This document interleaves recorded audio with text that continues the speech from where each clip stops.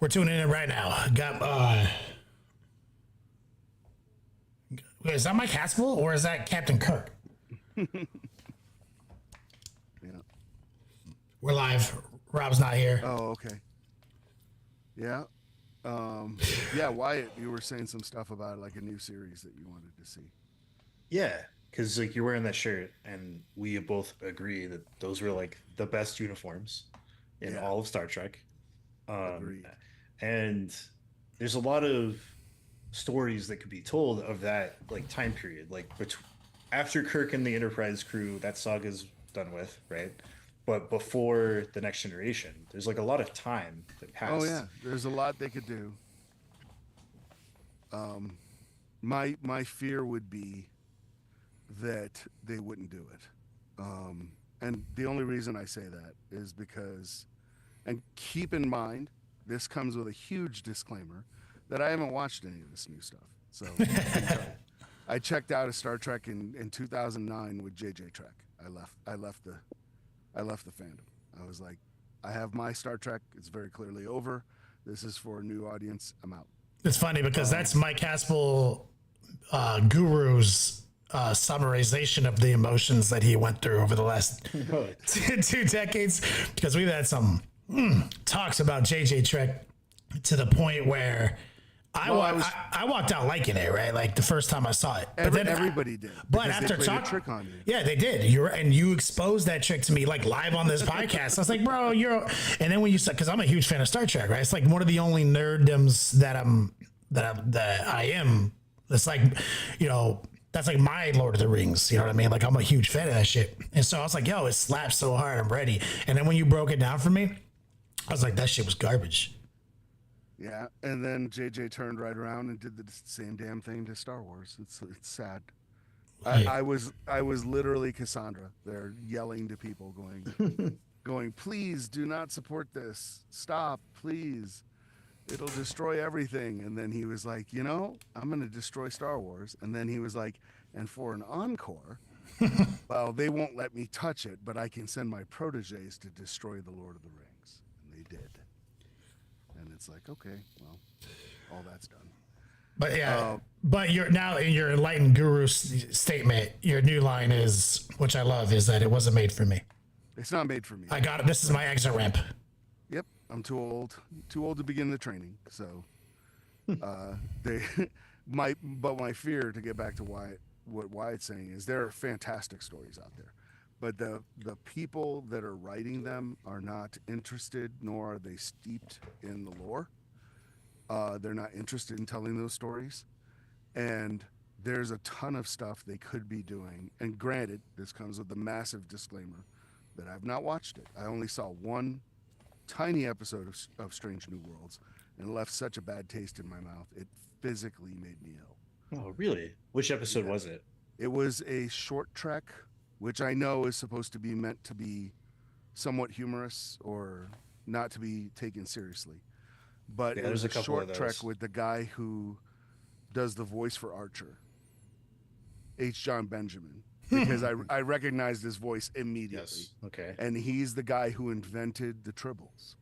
Like, he enhanced them with human DNA, and then... This was like a full episode? Or like a promotional thing? It was like a 20-minute episode, maybe 15. It was short. I wonder if it was like a promotional thing. I mean, maybe it's there and I just don't remember it, but like I saw both seasons of Strange New Worlds, and this wasn't a normal episode. I know that. And I haven't seen it. I know that much. It was not a normal episode, and people sent me a link for a very, very short time. It was up on YouTube, I think, because they were trying to get people to watch the show. And I was like, oh, there's an episode on YouTube. Yeah. To your point, the caveat being that you haven't seen any of this content. I have not seen any of it. So I tuned in, and I really liked the design. I like the old school look of the uniforms. Yeah. I like the design. I mean, I obviously was like, I'm not expecting them to have a 1966 Enterprise in 2023. You know what I mean? I'm like, they got to update it. So I'm okay with all that. And the story centered around a very young woman who is being picked to be a starship captain of a science ship. And she has a crew and goes out, and H. John Benjamin is this scientist that is kind of a weirdo. He's kind of a loner, and people on the crew don't really like him. And he actually reminded me of Barclay quite a bit. Okay. And they're trying to come up this planet is they're needing food for this entire sector. And Okay. he Starting to make discovers sense. tribbles. But tribbles are like, they're rare. They're like, they only reproduce like once in their lifetime and then die and all this different stuff. And he's like, well, these things are basically like balls of meat with fur on them.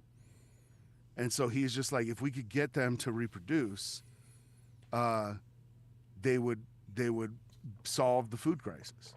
Okay. And he winds up doing some unethical stuff and creating the tribbles that we know that reproduce Infinitely. Yeah. infinitely. Did they ever? Did we ever find out how they destroyed Kronos?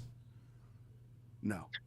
And then, but it's really centered on this captain and how she's dealing with this crew member. And she was such a poor example of leadership and what Star Trek was about.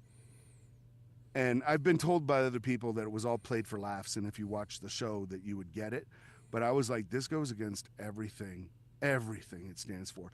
And to give you an idea, we used to use episodes of The Next Generation in our leadership training classes and honor courses at the Academy.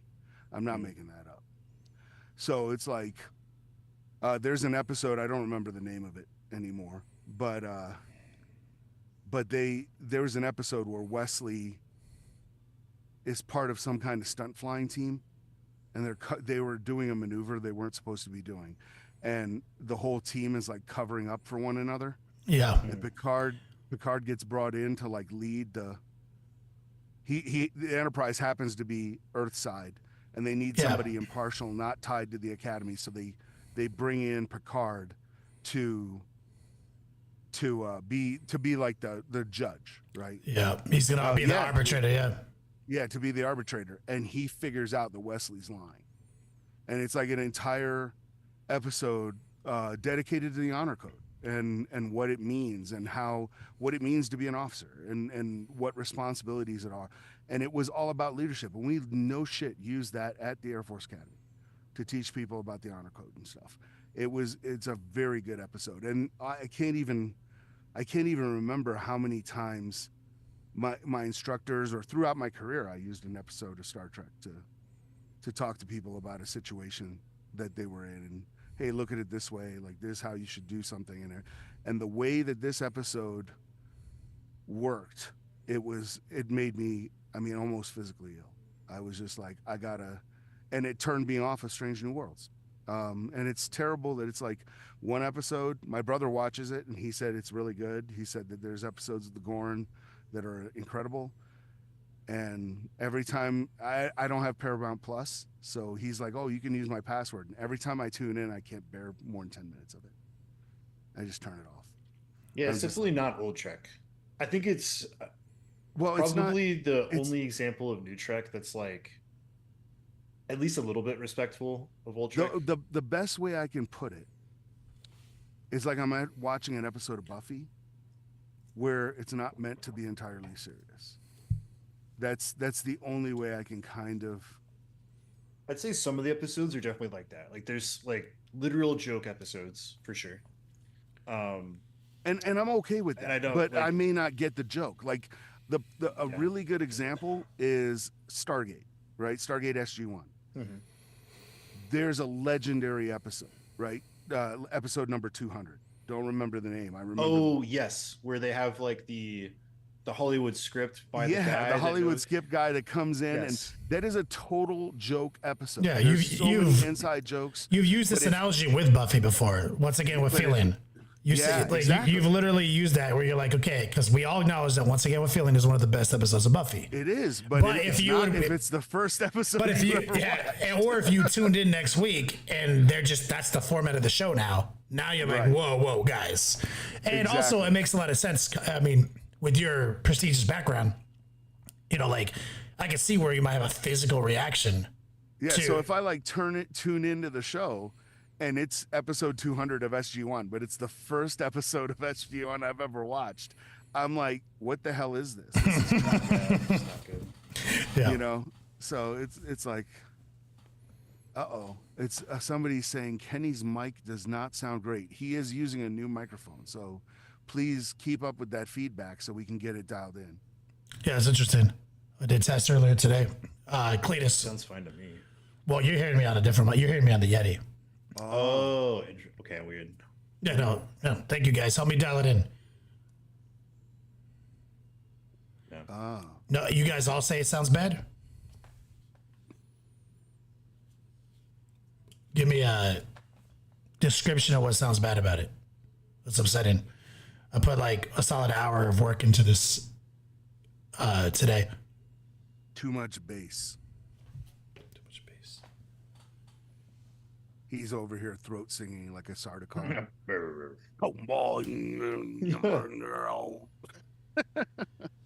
The spice extends life. Yeah. I don't know. Like, there's definitely some episodes of Brave New Worlds where I'm Strange, just like, yeah. Strange New World. I'm just like, nah.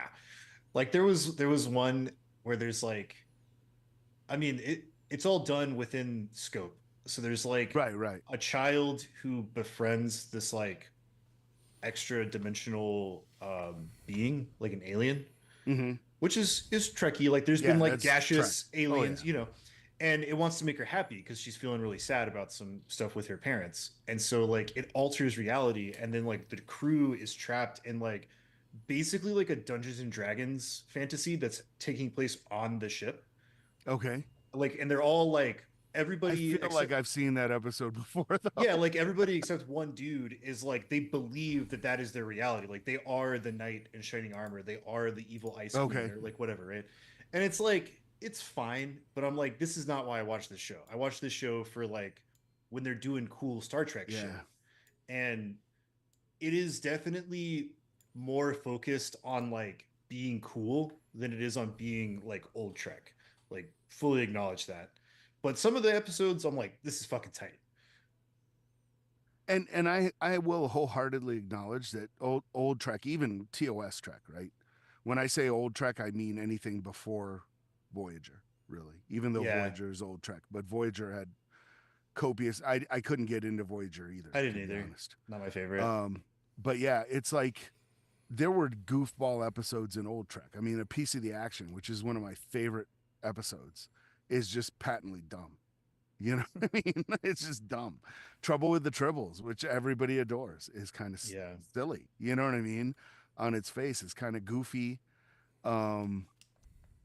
Shore Leave is having another levity goofy is not a episode. bad thing, right? Like No, it's not a bad thing at all. It's I just can't put my finger on it. Like they showed a promo and it was long for I guess season 3 of Strange New Worlds. And it's definitely, and see, this promo that I watched, it was definitely me and not the show. It was my problem. But they showed a clip where I don't understand the entire scenario, but it was, and there's minor spoilers, but it was just a promo that they put out. So it was like 5 minutes long or something. And there's some kind of reactor that the Vulcans built, and it's going to overload, and they can fix Yes. it really easily, but they need more than one Vulcan, and Spock's the only Vulcan on board. So the doctor comes up with some DNA serum that is going to change them into Vulcans. right.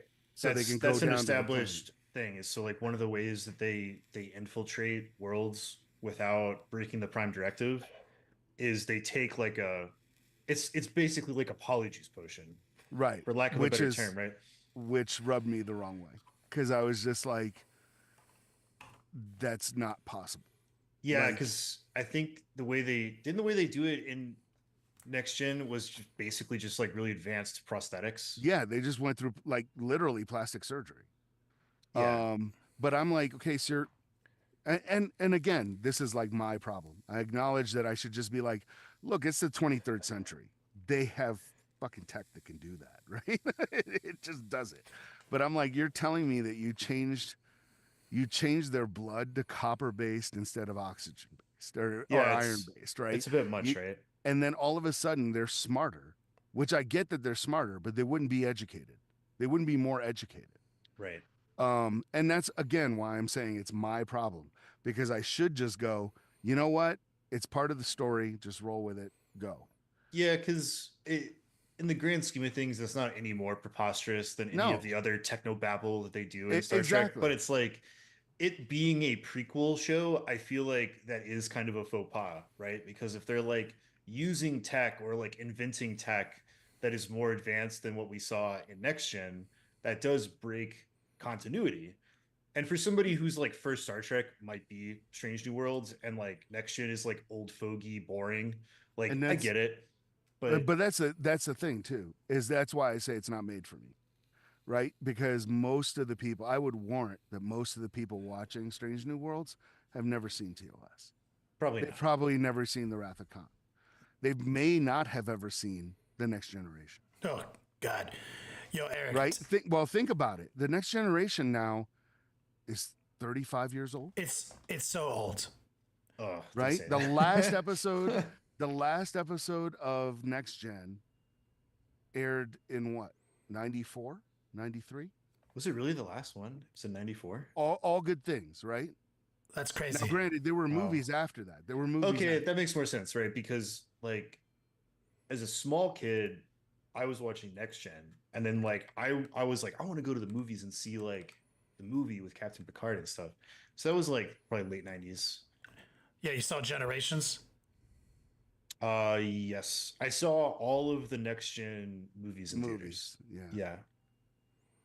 And I mean, it was syndicated, so like I've seen Right. It all was of Next on. Gen multiple times. Exactly.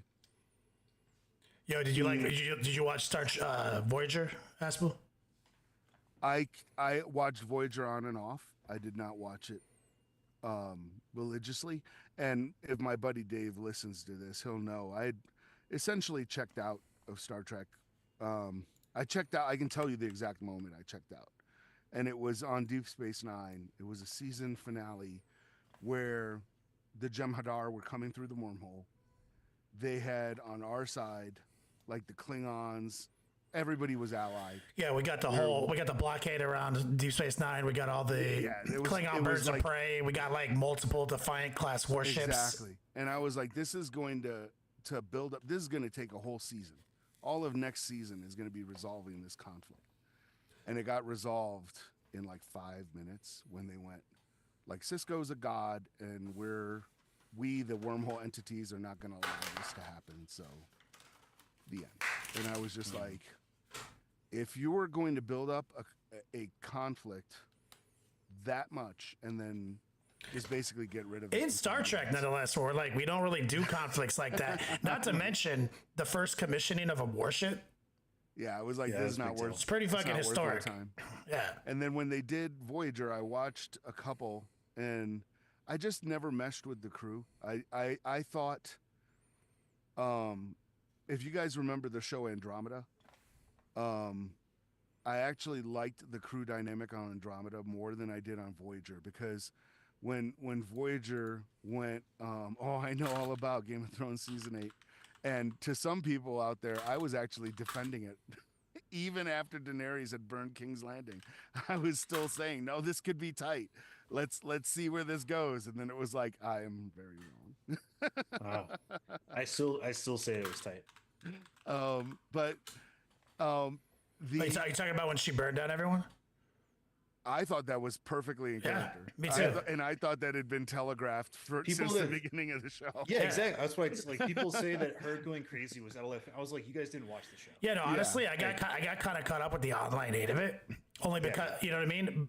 But ultimately, if you rewatch it, She's fucking demented, dude. Yeah, she's like, always setting people on The fire. people around her are like the only reason she doesn't go that hard. And because she is up until that point, the lesser of an evil, every time she runs into a zone and when she hangs everyone or burns everyone, it's crucifies every freak. It's fine because those people are like slavers. They're this or that, right? But then you realize like, no, that's just kind of how she rolls. So one day it's not going to be slavers, right? It's not slavers. And the only part I was mad about, was, at the end when Jon Snow, like, kills her. Yeah.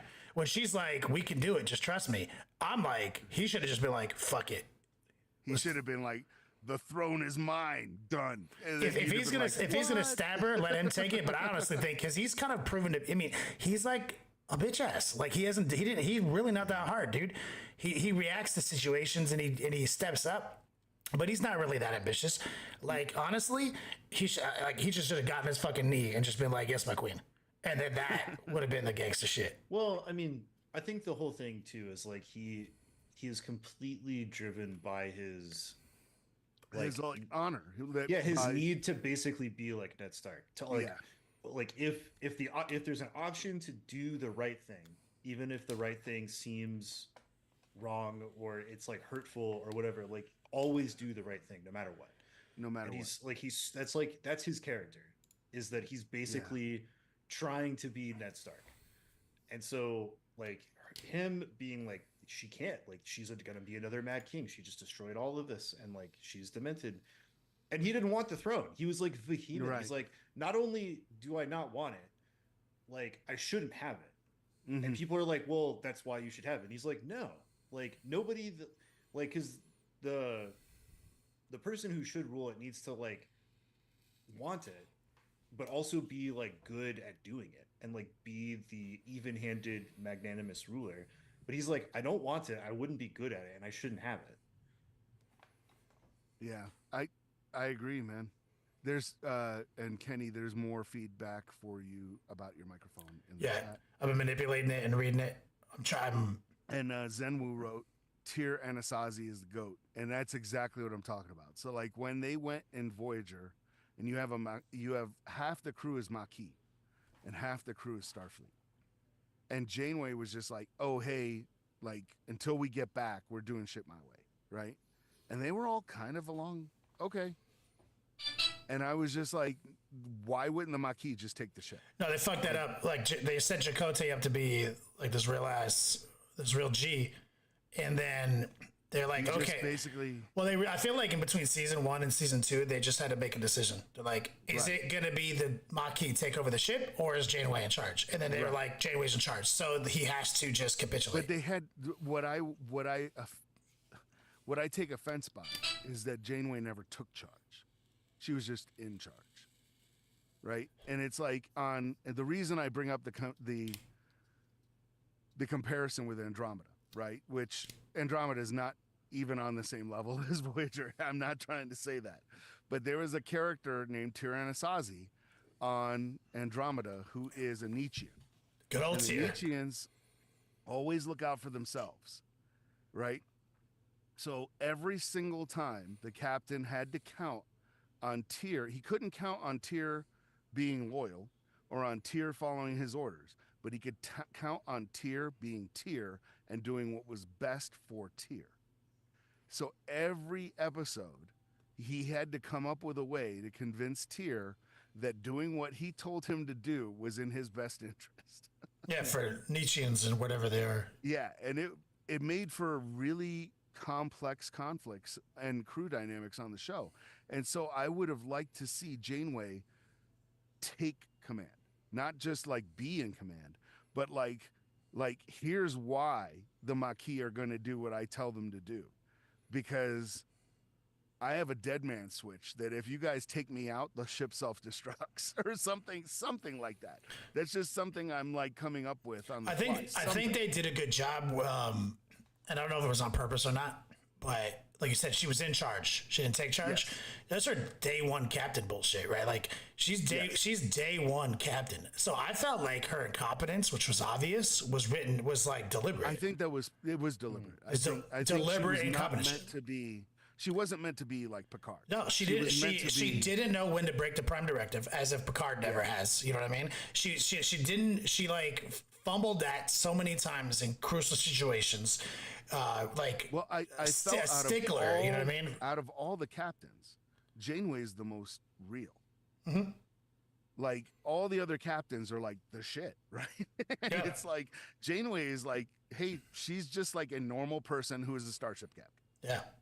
Her train. she She makes mistakes. just graduated like captain training. You know she what I mean? makes mistakes. She doesn't. She's been thrown in a frankly unwinnable situation, and she has to deal with it. But where I kind of checked out, oh no, yeah, Kara Quinn's talking different feedback for you, but Oh no, our audio levels are synced up, but if you're experiencing that you have to crank your volume up, that's just a volume issue. That's we're normally in the yellow, like when I'm broadcasting, Okay. and we're just at the top of green right now. So we are quieter than normal, but it's not like we're not quiet. Yeah, what did it for me was I went to go visit my buddy Dave, and he was like, "You gotta watch this episode of Voyager." And it was the first episode where they introduced species 8472, and 7 of 9 joined the crew. She was still all Borgified, right? And I was like, "This is sick." So I went back home. Voyager comes on. I'm like, I cannot wait to watch this next episode, and turn it on, and they're teaching the doctor to sing opera, like the holographic doctor, and I was like, no, I'm done. I was like, I'm out. And then I really did try to watch Enterprise because I love Scott Bakula, love Quantum Leap, and I just couldn't. I was just That was a bit weird. yeah, I was like, they're I remember really early on getting a sexy, steamy sex scene with him and that fucking Vulcan. Oh, well, they always tried to do that, the decontamination gel or whatever after the thing. But you know what? You go, hey, you know what? Enterprises, what's this? Oh, what's this show called Firefly? It's 1,000,000 times better, quite literally. And no one was watching it. No. Yeah, and that was like wasn't even their fault. It's No. unfortunate. I mean, Mike had to walk me through downloading it from like Netflix when it hit and what order to watch the episodes in. Right, because they're aired out of order. They were aired out of order and all that. It's sad. I don't know. I just the new Trek being behind a paywall makes it easy not to engage with it. So Yeah. I'm just like, okay, you don't want me to watch it? I won't watch it. That's fine. It's Strange New World is like the only one that I have any interest in. All the other ones I've just been like, this looks like doo-doo dog water. Somebody said I just quoted Spike Lee. I don't know what I said. It's a few minutes ago. Oh. Yeah, I don't know. All right. I'd say like if you had any reason to get Paramount Plus, I think it's worth it just for the Taylor Sheridan shows. I think those are very much worth. But those are subscription price. available elsewhere. Yeah, I mean, like you could buy them or whatever. Well, I'm just saying, I think if you wanted it. Yellowstone's on Netflix. Is it now? I don't know. I was going through because I was going to start watching it, and I wound up watching Penguin instead, which was amazing. I watched the first episode, yeah. I had to check that one out. I hope they don't fumble it, but it was the first episode was real good. Speaking of gangster stuff, Wait, hold on. Wait. Is the Penguin in the Gotham universe from that show, or is it just in the Batman The Batman with what's his nuts? Robert Pattinson. Yes, that movie. It's a continuation of that. It literally takes place like a day later from that movie. Yellowstone. Thank you. It was on one of the streaming channels I already paid for, so I was just like, maybe Amazon Prime or something. I don't know, but I like that. I like the other two shows in that setting. Mayor of Kingstown is really good. Tulsa King is back on with its new season. Tulsa King is Paramount, right? Mm-hmm. Paramount Plus. All of Taylor Sheridan stuff is Paramount. HBO Taylor Max. Sheridan's behind Tulsa King too. Yes. Yeah. Interesting. Okay. Dude, he's like their golden goose. Like every show he's made has been a banger. Yeah. I'm still trying to rewatch. Well, I'm rewatching season 1 of Better Call Saul so I can watch all that Oh, okay. because I loved Breaking Bad and season 1 of Better Call Saul. There was a moment in that like made me like I cried. Hmm. I felt so bad. I was just like I couldn't I was just like, oh my God, Vince Gilligan, you're just hitting me right in the feels. Like this just sucks so much. And it was the scene where Saul is thinking that he's going to get his own law firm, so he's scoping out the building, and he's planning where his offices are going to be, and he brings Kim up there to make her a proposal to be his law partner, Hmm. but it's really a marriage proposal, and she doesn't really realize that, so she turns him down and goes back to work for the regular law firm, and he's up there like essentially breaking down and crying because he's losing everything. He finds out that the lawsuit that he was going to build his new firm off of is now being taken by Hmm. his brother's firm and all this stuff. And he had been faking a voice of this like elderly British receptionist to make it sound like his law firm had more than just him. And he's sitting there like breaking down and the phone rings and he answers in that British receptionist voice. And I was like, Jesus, I can't take it. I was like, this sucks so much. I was like, he did not deserve that. It was brutal, but it was very well written. Did we tell you that I waited 20 years to watch The Sopranos? No, I didn't Yeah. know that. I thought No, you'd seen it before. no, like last time you were on the podcast, you talked about you were rewatching The Sopranos, Yeah, yeah, yeah. and I think Wyatt decided he was also Yeah, gonna. yeah. So I was like, so I've seen all The Sopranos, watched all of it, and yeah, it was tight. Uh, I don't think it's as good as Breaking Bad. No, I would say it's not. Um, and then in the instance of the ending, because everybody talks about the Mm-hmm. ending, the problem I have with the last episode is not the way it ends, because I think the way it ends is actually fine. My problem with the last episode is it's fucking boring for the entire runtime, and basically nothing happens. Nothing happens. Nothing. Like, because like if you guys remember, there was like 3 episodes where like a lot of shit goes down. Mm-hmm. Like we lose a ton of main characters, Oh and yeah. we're like, man, this is some wild business. And then the Hmm. last episode is just people like basically talking about nothing, and And the then way it they ends. shoot the last episode, I mean, right at the end, they spend like 2 minutes watching his daughter like parallel park. You're like, what the fuck? Yeah, and it's like so I watched a video kind of breaking down the last episode because I'm like, okay, whatever. I can understand why like at the time ending a show like that is like wild, Oh yeah. right? And when they're explaining like, okay, so you keep cutting back to because like based on like the story so far, the score, the shot composition, that like it makes you feel uneasy, like something is about to happen, Something is about to happen. right? And then it keeps cutting back to her, and all she wants to do is like see her dad. But Right. like you as the viewer are like, I think something's gonna happen to Tony. And so And when they it cuts keep back, yeah. it's frantic, and you're just like, oh Yeah, man, it's like, absolutely. and then she walks through the door, and that's when it cuts Yeah. out. Just cuts to black and you're like, wait. As a way to end it, I'm just like, that was actually kind of cool. But just like the fucking 60 minutes before that of basically nothing, I'm like, this is just boring. hmm and I will warn you if you watch The Many Saints of Newark, and that's what I was talking about like the last time I was on, I think that I was an idiot because I was just like I was telling my brother, I go, I don't know why they would just call it like The Many Saints of Newark. That's just like such a weird title. It Oh, doesn't make yes. any Yeah. sense. And then my brother's like, Multi Santi. And I was like, I'm an idiot. It's just like, it's really obvious. But yeah, when you watch that, it's different than The Sopranos. I thought it was still good, but it's better as a standalone movie. Hmm. Um, I still need to see it. I need to find it and watch it. some of the performances in that are better than the film itself. The lady who plays Tony's mom is ridiculously good, like so good. You're just like, wow. And the guy who plays Junior, because he's a different actor. He's playing like a young version of Junior.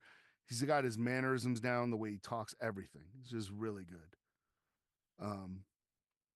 Slaps. Sopranos was like so OG. Mm-hmm. So, anything exciting happened tonight, Wyatt, or during the last week? No. Warhammer related? No. No.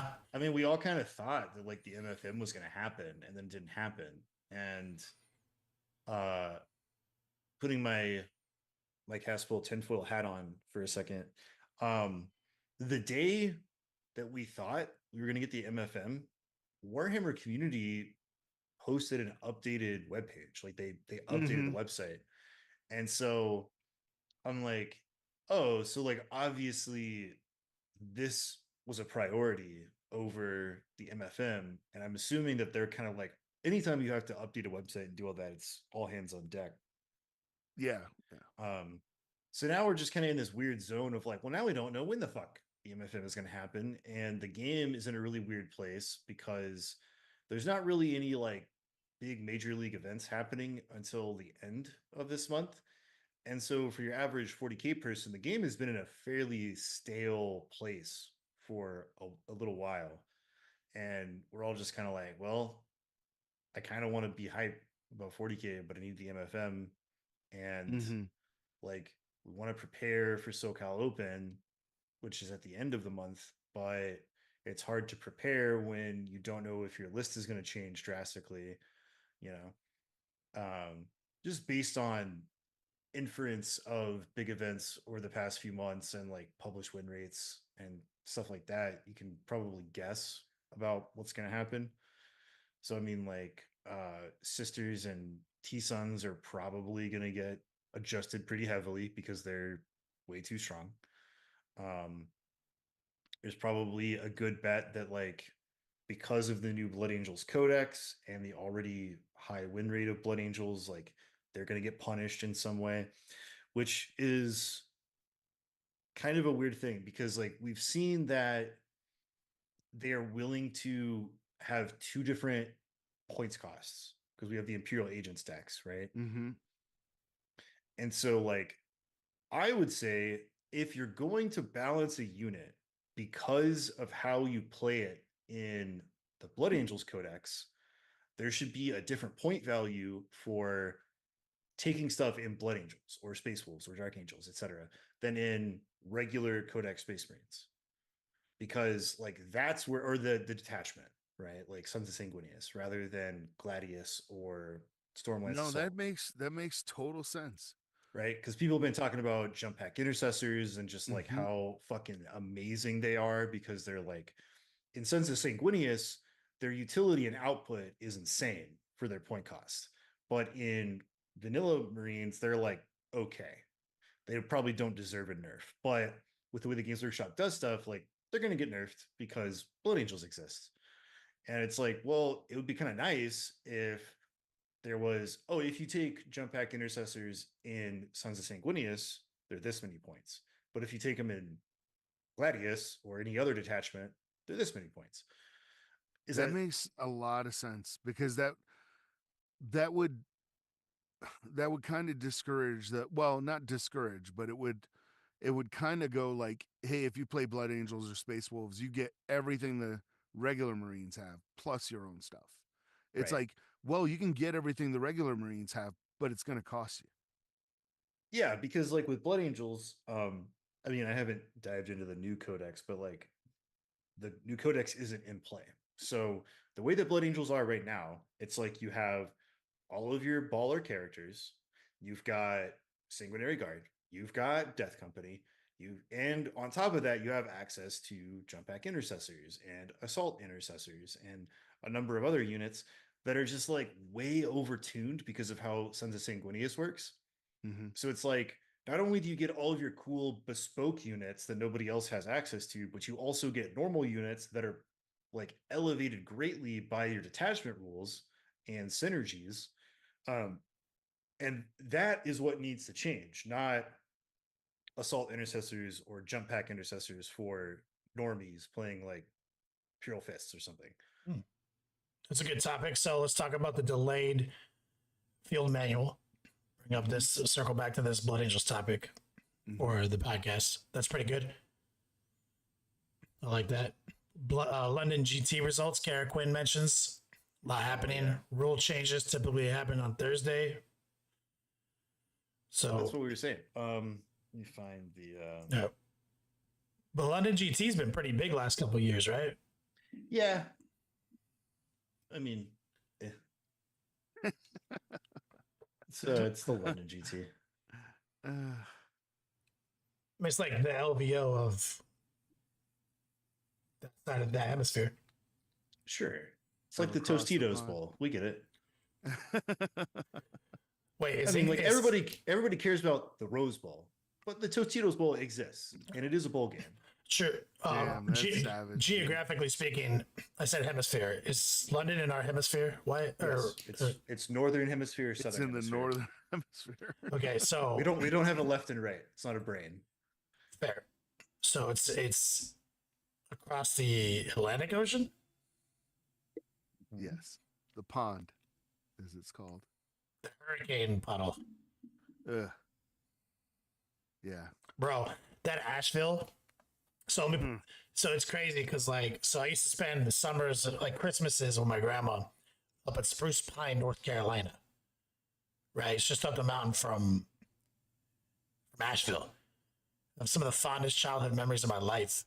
She owned a bed and breakfast, and it was a cheap way that we could do like family vacation. So I have a lot of memories of being up in that old town, Spruce Pine. It's like a small good area, man. Small mountain town, like cute as hell. And bro, it's just fucking underwater. Yeah, it's fucking straight up in the Blue Ridge Mountains, dude. Yeah, and isn't Tennessee hit too? Yeah, dude. You're talking like a mountain town, like Woodland Park, dude, underwater from a hurricane, and it's wild. I mean, they're not set up for that. Like that's it. No.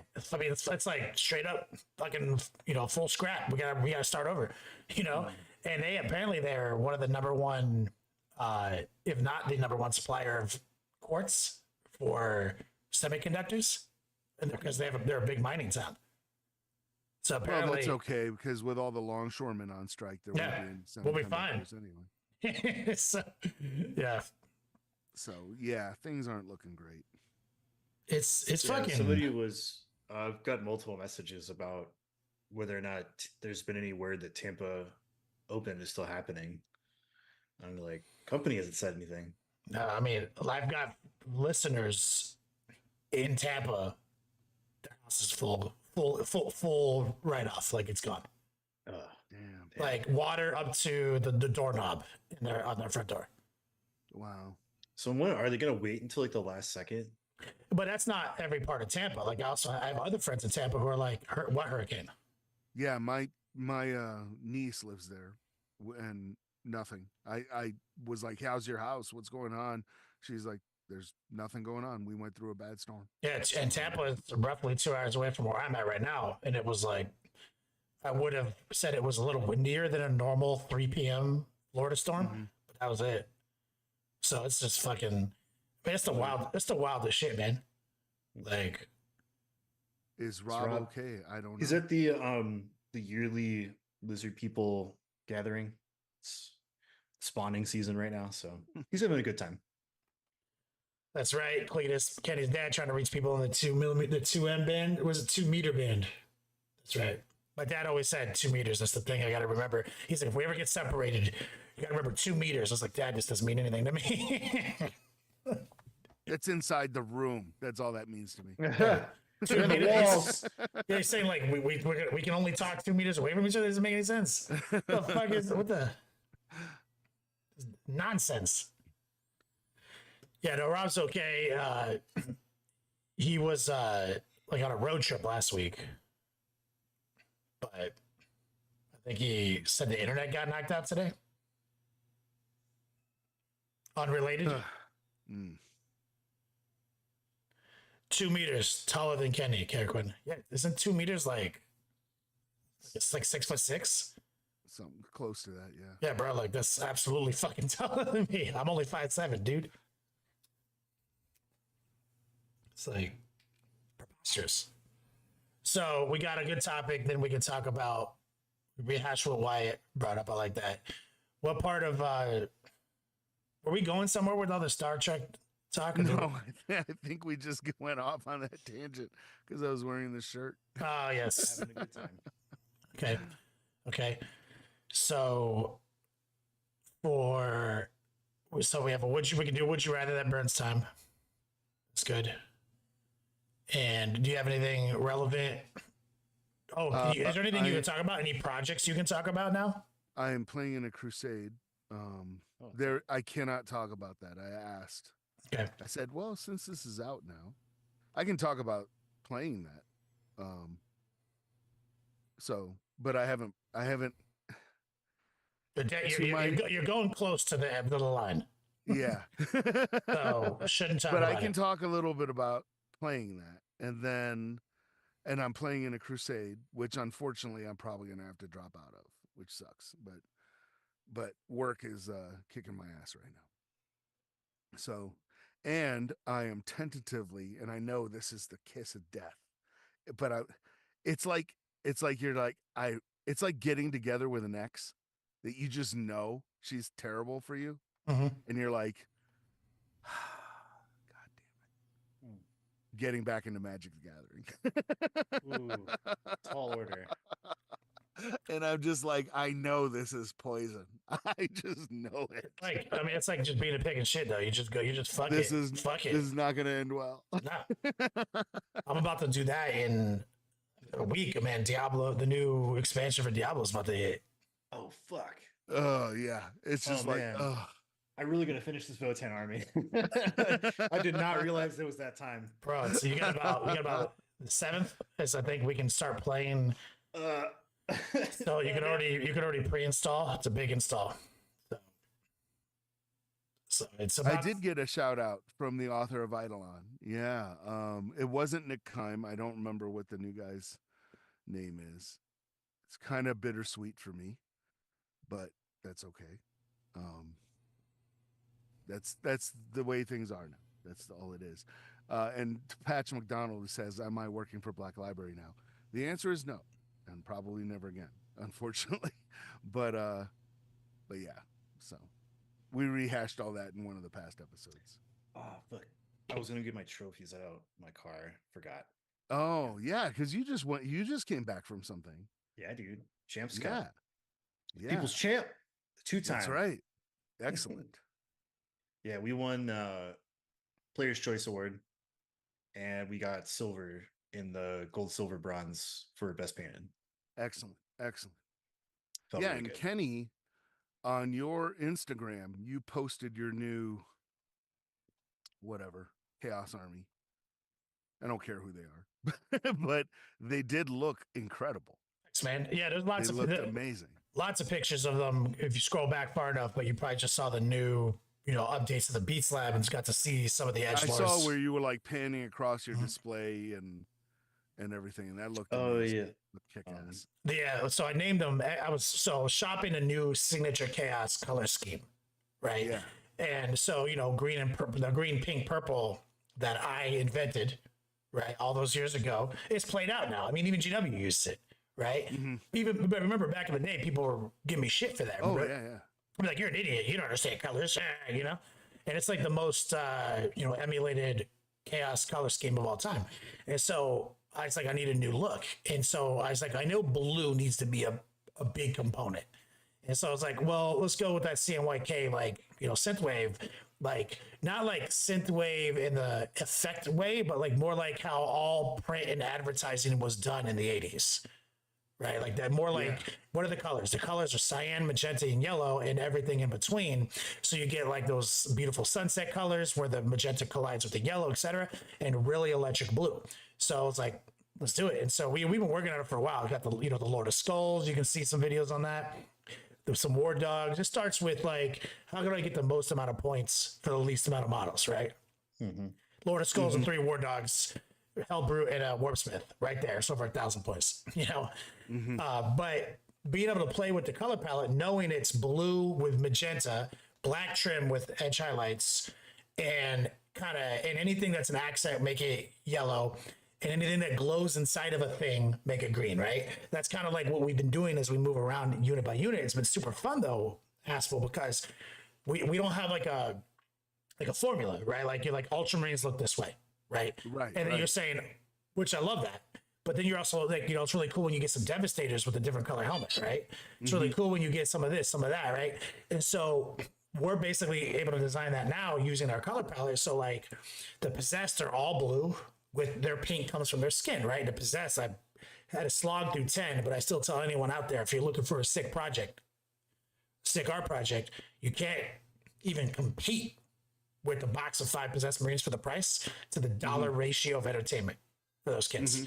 Like when you're talking $40 for a, you know, really nice character model these days, the 5 Possessed in that box are all more baller than the last 3 character models I painted. So it's like, I did 10 of those. And, but we got to kind of, you know, manipulate that, right? Like on the War Dogs, I got to change the formula up. And the Lord of Skulls, I got to change the formula up. But I'm doing the Warp Talons right now, and I got to change the formula again. Which I love, you know, workshopping how to paint another fucking 10 Warp Talons. Got it. Last time I painted 10 Warp Talons instead of the last time.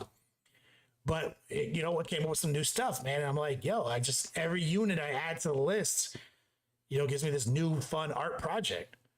And I think that's a big part of the next level painting way is like the first 2,000 is the hardest, right? Get your 2,000 points done. That's the hard part. That's the slog. That's when you're like, this is my army list. I got to get this done. Get it done though. Get that shit done, because now after that is the dopamine time where you're like, you go play a little bit and you're like, you know what I fucking need? I need another Dread Knight. You know what I need? I fucking need a squad of assault intercessors, whatever it is. Now you get to go hobby out on 5 of those guys, and your next tournament's not for a month and a half. So you get to really enjoy the shit out of those 5 dudes. Right? And then you just kind of keep moving around, navigating the landscape of your new Votan army or whatever. And then eventually it's been 6 months and you fucking have a 6,000 point army. Yep. But it's first 2,000 points. That's the hard stuff. That's where you got to sit down, buckle in, get that airbrush out, follow the techniques, right? Lay some crisp edge highlights. Later, you want to start with just dramatic airbrushing, clean details, and clean washes on a cinematic basis. Get that shit up and get that shit going, you know? Again, so thank you for acknowledging my edge. And so we named them the Edgelords because I was like, I need a new chaos name. And I was like shopping names mentally, driving. I was in Hollywood, driving to my fucking smoke shop. I was just like, fuck, what's the name? I'm thinking of like, we got Night Lords, Iron Warriors. I was like, yo, so all the names are like edgy. Yeah. They're edgy names, right? And they're like, you know, I'm so cool. I was like, fucking Edgelords. Yes. It's tight, man. We're the coolest. I like it. I like it. Man. All right, I sent you some video of the boards, the board, Mike. Of the board. Yeah. We took to calling it the Battle Barge. First ever 8-man display board ever curated. Holy shit. Yeah. That shit it was tight. Oh, that reminds me of Mike Haspel making us display boards. So like 4-man exists, 5-man may exist, but no 8-man exists except for this one. No, this is insane. Wow. Dude, I learned so much from it. Oh, it has like embedded LEDs in it or yeah, something? like in the crags between the sectional. Yep. That is sick, dude. It's ultimately such a smart and clean display board, right? You don't overbuild it because it needs to be transported. Right. Right. And so you're keeping it relatively flat with textures and artifacts on top. But the way they slot together like a jigsaw for each army, and then the way you sew the jigsaw elements up, the borders of the jigsaws up with LEDs is like so clean and so transportable too, though. Like for something that big. Yeah, putting it on a cart was so smart. I made a lot of good decisions. Made a lot of bad ones. But this was basically, you know, like blowing up rockets in my backyard like Right. NASA engineers to get to Saturn. Yep.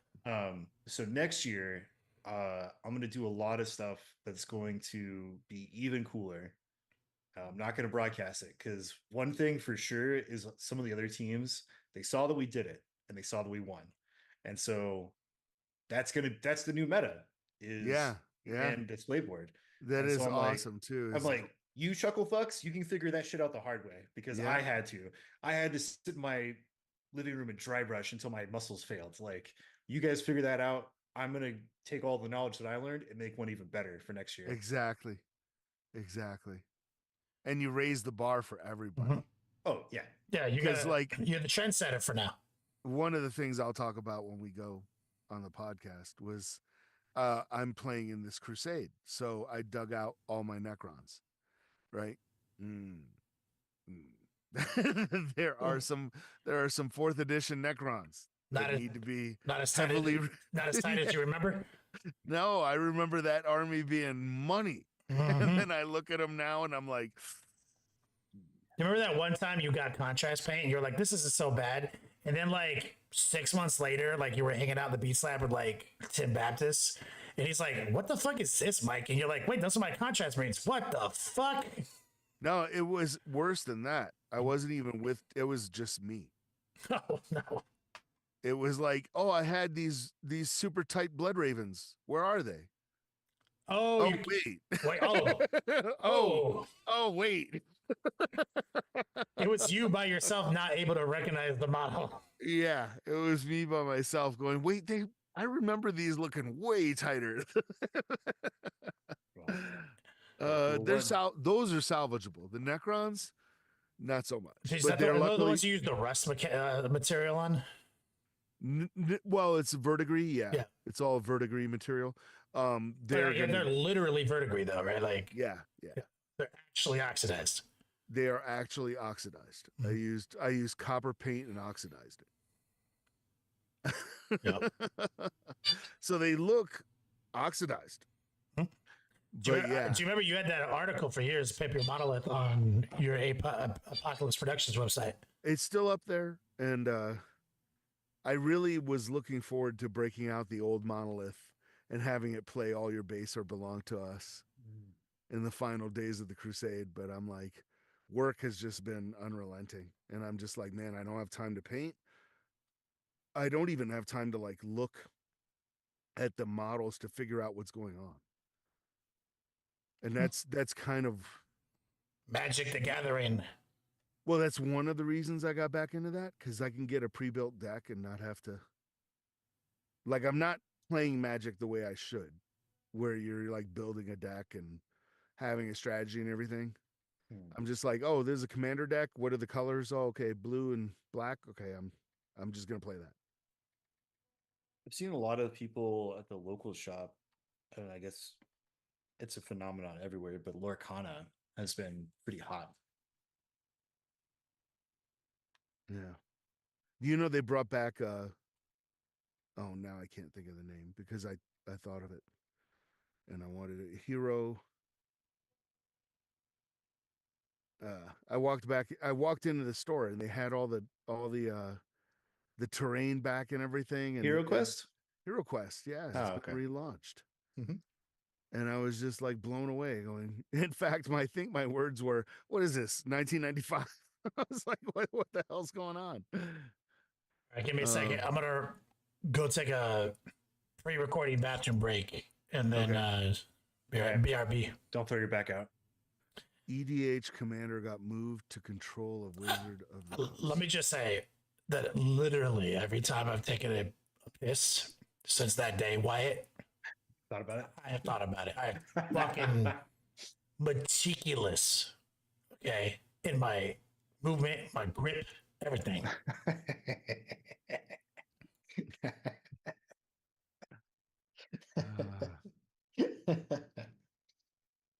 Oh man. Yeah, Heroescape did relaunch. I saw that. It was everything I could do not to buy their two player starter, because I'm like, I'm never gonna play this. I used to play it back in the day, but I'm like, nowadays don't have time.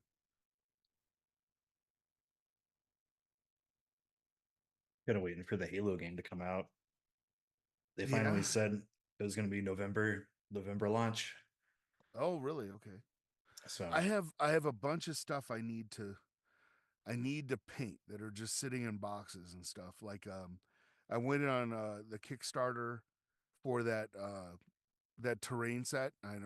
I'm doing these guys a disservice because I should be plugging them right now and I can't remember. But they're like Snot Goblin makes it, and they're like it's like Legos but for 40K terrain. yeah, You I know know, what it's you're all talking about. modular and everything. It's sick. It's really dope. I went in on the Kickstarter. I got it sitting in a box. Um, things have gotten like it's so horrendously busy for me right now that last week, and I can talk about this on the podcast. I had forgotten about it. I got I did get the 40K commander decks, but I'm not going to open them. So Mm. When are so we going to get a unboxing video of Captain Titus? well, I did post an unboxing picture Yeah, because it was absolutely way bigger than I thought. Like it looked like one of those real joints, dude. Like, dude, the UPS driver like had to use a little dolly to take it off the truck. Like oh, he couldn't wow. carry it. Damn. Like it was huge. And I was just like, what? Like, what is this? And he's wheeling it up to the house and it says Weta on the side. I'm like, yeah. So I started like losing my shit. My wife helps me carry it down to the basement. I take it out of that box. There's another monstrous box in there that I'm gonna cut a panel out of to make a poster out of it Oh, that'd be because it was cool. just beautiful box art. And so it had numbered everything. Pull that out, open it up to go. Okay, let me just see at least how big this is to know where I'm gonna put it, and it's in pieces. Yeah. Like you have to assemble it, and I Yeah, was I've just seen like, a number of videos uh where people unbox it. It's all like magnetized and everything, so that's cool. yeah, yeah. But yeah, those boxes are huge. The plinth is like a 2 foot diameter It's huge. circle. The Tyranid is, and I somebody had told me this, and I didn't believe him because I said, "Well, Titus is like 2 feet tall," and they said, "Oh, it's not Titus. It's the Tyranid he's standing on is the size of a cat," and I was just like, "There's no way," and it is the size of a cat. It's gigantic.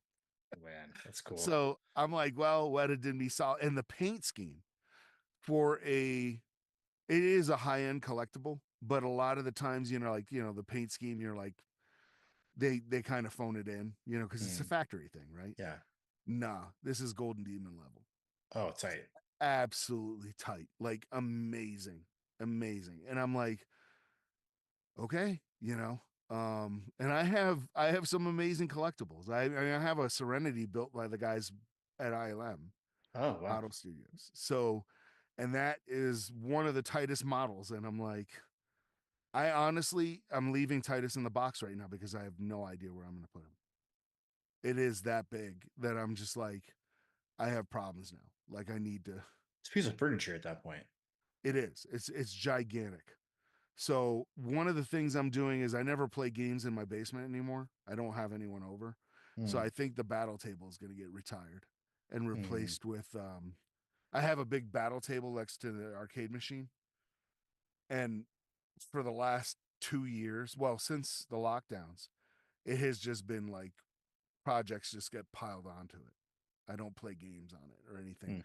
And I can't even remember the last time I had somebody over to play a game. So I'm just like, if I really need to play a game, Gamers Haven is not that far. We can go down there and they have plenty of tables. Mhm. So I'm going to donate a bunch of my terrain to the Haven because their terrain is janky. It's busted. So I'm like, here's some good terrain. I'm gonna migrate over to all the Snot Goblin stuff, with the exception of like My American Civil War and other game system terrain. That stuff I'm gonna keep. But all my 40K stuff, I have like 2 Imperial battle sectors. I have a ton of shit. And Mm. it's just like I don't have the room anymore to store it. If I get rid of the battle table, because right now all that's underneath the table. So if I get rid of the table, all that stuff's got to go. So I just was like, I'll just donate it to the Haven. It'll get used. So it'll be fun. No, there are plenty of gamers where I live. I just don't play at my house. I play at the game store. Yeah. I'm the same way. I actually prefer to go out to the game store. Same. I used to like having folks over and everything, but as folks got older and they had kids and everything, just stuff fell off and nobody comes over. So it's just like I for a long time, and Kenny can tell you this because he's seen it, I used to just set up elaborate dioramas on my battle table and leave them for like 2 or 3 weeks or a month. Normal, and then switch them up. Normal nerd shit as far as I'm concerned. I mean, you were on the next level. I mean, but so I think those are going to get retired. They're going to get replaced with IKEA cases, and Titus will go in there. And then I did a dumb thing, and I bought a new Enterprise collectible too.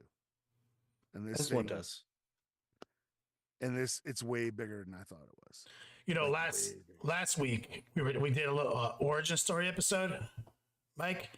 Mm-hmm. And while we were talking about stuff, I went over the Colorado time period, and Gamers Haven was in the chat.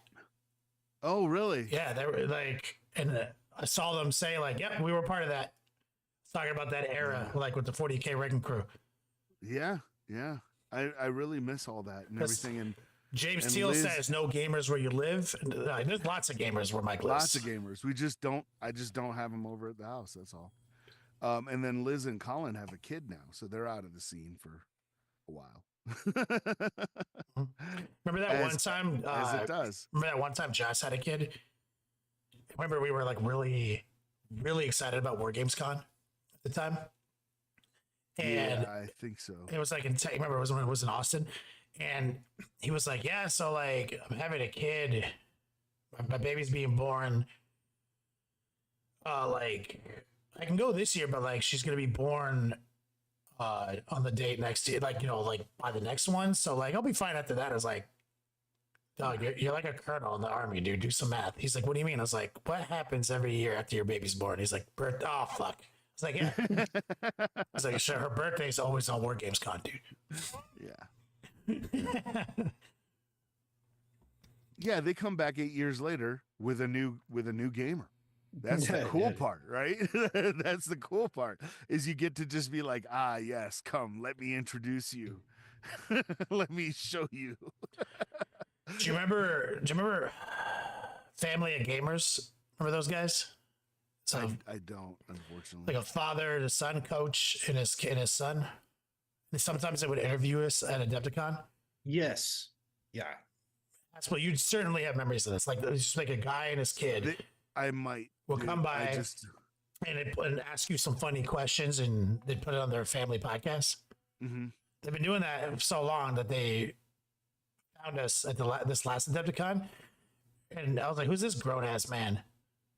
This 42-year-old man who's interviewing you. Who's this grown ass man with a full beard? Oh, this is my son who's been interviewing you for like 11 years. I was like, this is upsetting information. Full grown man with a beard. Yeah, it's rough, man. I ran into some guys I was in the Air Force with the other day at the range, and he introduced me to his son who was 23 years old, and I was like, fuck.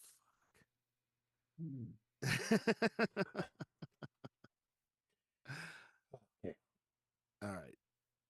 I'll never forget last subject of being old. And this was before you were old, Mike. I am legit old. You're actually old now, I concede. Yeah. I was there on your 40th birthday, and now I myself am 41. Yep. So you looked me dead in the eyes on trying to Adepticon one year, and this is like an informative memory for me. You said, I've got more years behind me than ahead of me now, Kenny. Yep. I was like, yeah. Brutal. Yep. But you weren't old when you said it, but like classic Mike Haspel one-liner. Yeah. All right, so we know what we're going to talk about. We're going to bring up little Star Trek action. Maybe Haspel's got some Space Marine 2 action. Yeah. And circle back to Wyatt's topic about points delays and his theory on Blood Angels and how it should be treated in reference to vanilla points. All right. I'll bring us in.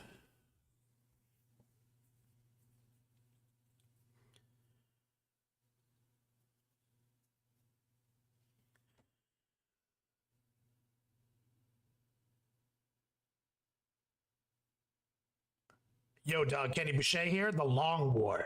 I'm joined tonight by my partners in crime, Wyatt Turk and Mike Haspel. How's it going, guys? Yo, what's up? Greetings and felicitations. The legendary Mike Haspel, author of Graveyard Shift, has returned to us to fill the spot. Rob's doing Rob shit. Who knows at this point? Invading other planets, passing himself off as a human. Hello, lizard fellow people. humans.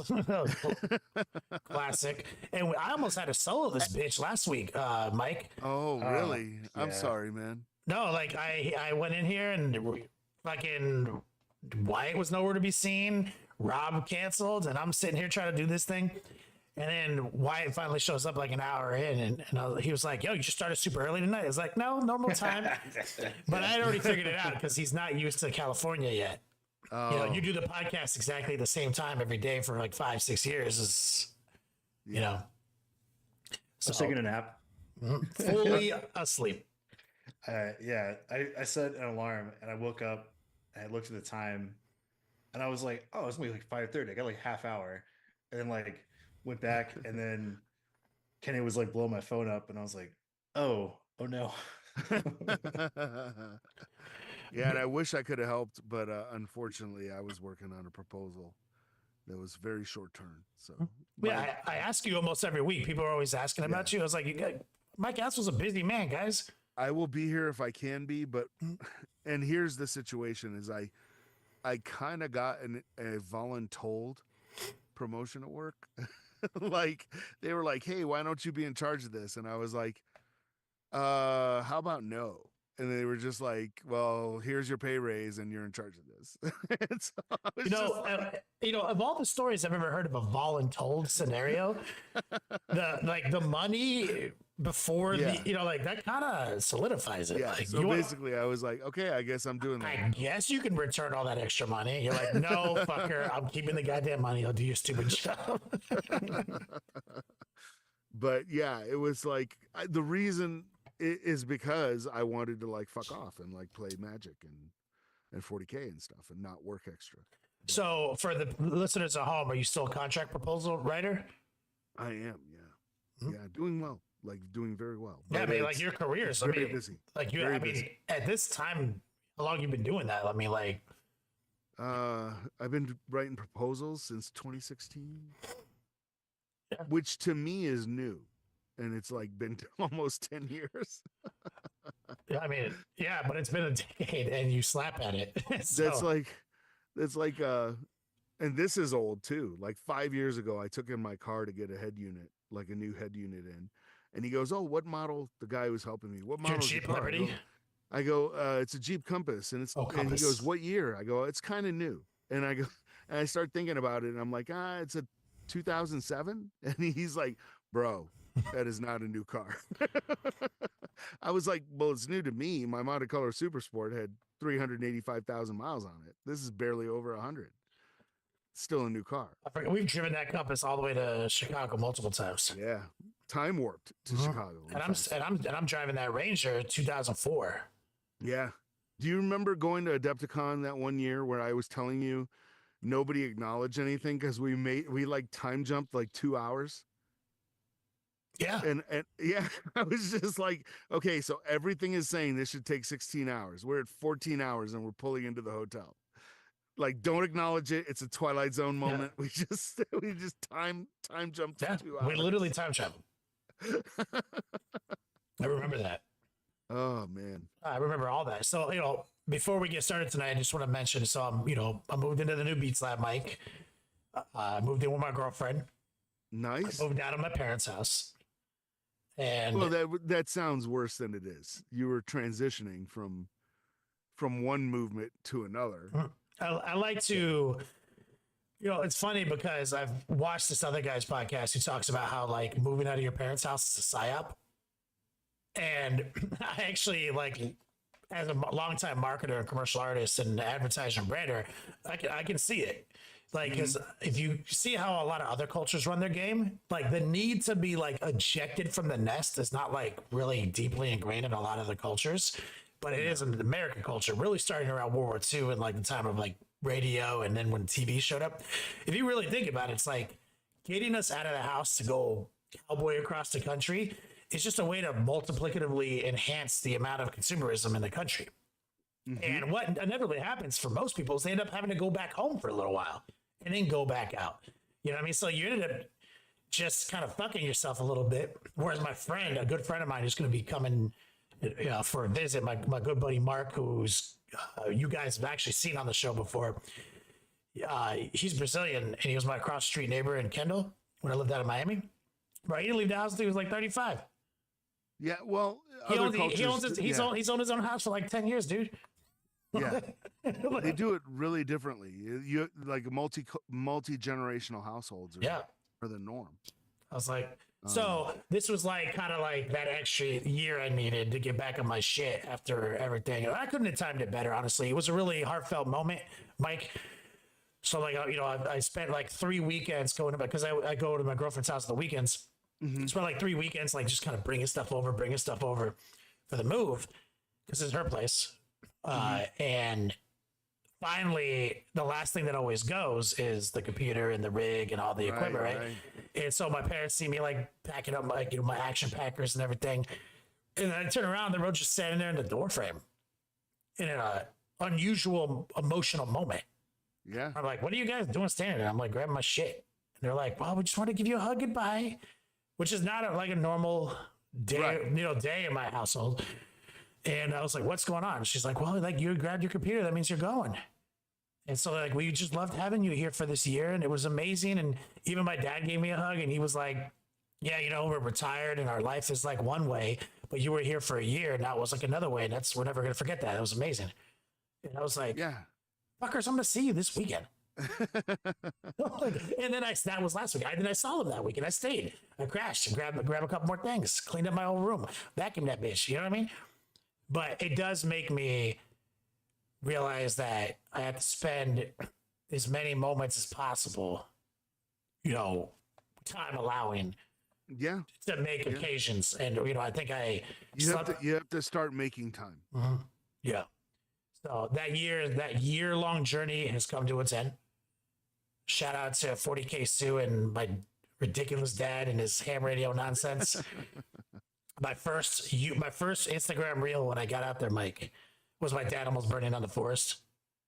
I do remember seeing that. It was like, and you wrote something like "average Florida man day" or something. Yeah, that was like the second day I was there, dude. So but I'm bringing this to a close. I'm gonna land the plane here. Set up all the stuff. Some things have followed me around for years, like my 2007 Galactus from HeroClix that I've always had. That was my greatest shame, my greatest financial shame.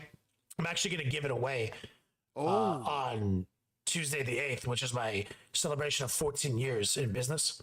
Damn. So that model's been in my Beats Lab longer than I've had a Beats Lab. And in KR Quinn, we counted. He says 10 Beats Labs. I think it's 9 because he counts the mobile soup kitchen. But I did stream from that Utah hotel in Beaver Creek twice. There's 2 nights. So he says this is the 10th Beats Lab. So in 10 Beats Labs, Galactus has been in all of them. So he's the only fixture that's that OG. Besides one, the 2007 Adepticon Best Heretical, my first time at Adepticon. Wow. Yeah, I have that. You have. It's not in here. It's in the basement. So I have 2 Best Hereticals because of you. And so I was just putting up my trophies, which is the final point I want to make. And I was just looking at them and I was like, fuck, man, Look at all these like 2007 Adepticon. Yeah. Look at it when we won Best Heretical this time, that time. You know what I mean? Like it was just like those are always a fixture at the Beast Lab. Like that these 4 plaques that are independently meaningful to me, right? The first Adepticon, the second, the only time we won Adepticon teams, War Games Con. I won the GT there once because I love that event. My first overall in a doubles event. Remember Donovan? Donovan was my team partner. Yep. That's a meaningful little ribbon, just a little ribbon. And then that big old school Games Workshop 2004 GT Atlanta Best Sportsman. So it's like a theme, a sportsman, a doubles win, and an overall win. It's like these 4 are the most meaningful trophies in my life, like for my 40K. So I was decorating, and I was thinking about all those drives to Adepticon in Chicago over the years, you know? Oh, yeah. So super, yeah, Kara Quinn in chat, of course. He's like, it counts. Fucking Beaver Creek, Utah, mobile soup kitchen, streaming from the fucking, the deep. You have to do what you got to do, man. Oh, dude, I made it happen, bro.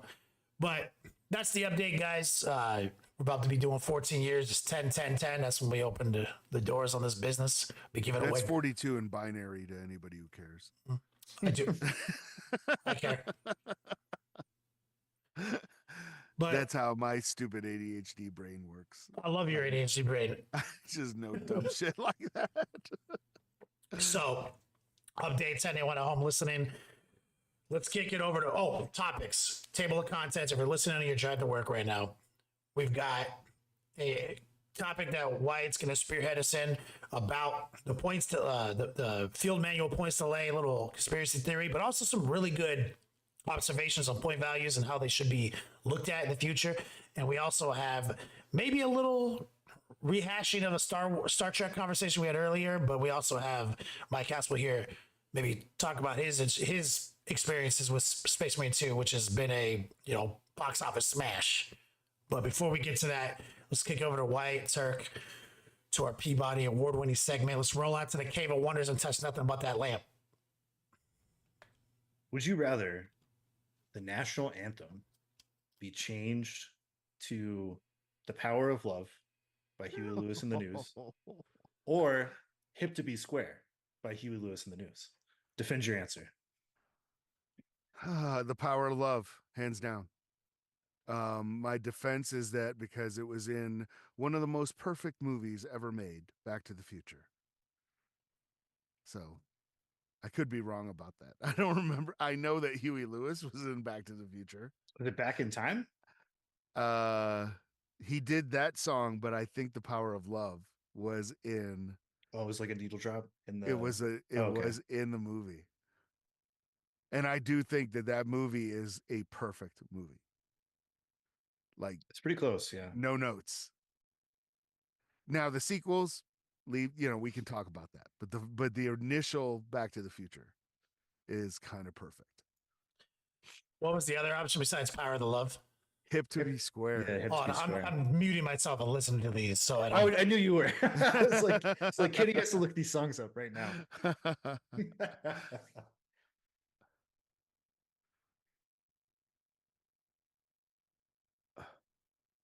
So while Kenny's thinking about this, here's a fun trivia fact for you.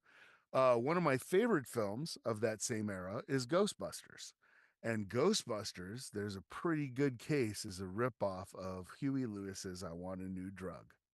Listen to them both back to back, and you'll see what I'm talking about. Oh, the song for Ghostbusters? Yeah. Okay. More hip rock and roll news on KN91 The Blaze. I don't know. I'm just making shit up. But that is there was a lawsuit apparently, and they settled out of court. Interesting. Because the temp track that was on Ghostbusters when Ray was shown the movie to compose the song was I Want a New Drug. I see. So it may not have been intentional. It may not have been intentional. It may have been subconscious, but there's definitely a connection between Huey Lewis and the News and Ghostbusters. So there you go. More useless trivia You get a little sliver of what it's like to be me. So the Power of Love is the better song. Yeah. I think more iconic. So the national anthem, so we're talking like someone has to sing this at every baseball game now. Yeah. Like, so people are going to be singing this song with whole new renditions. Bro, that slaps so hard. That's way more exciting than what we got going on right now. Bro, you know how many different ways people can sing this joint? Yeah, at least it's like a dope song. Because like one thing that really bothers me is when people try to like they try a little too hard when they're doing the national anthem. Yeah, they church it up a little bit. And I'm like, dude, it's not that type of song. Just stick to the basics. Sing the goddamn song. But with like Power of Love or Hip to Be Square, like that's a whole like thing every time. Yeah. And to another piece of trivia, our national anthem, as it is now, is a beer drinking song called "To Anacreon in Heaven." Look it up. I'm not making it up, bro. Because that's the way we used to roll. That used to be this country. Back in my day, it was just a beer drinking song. I love it.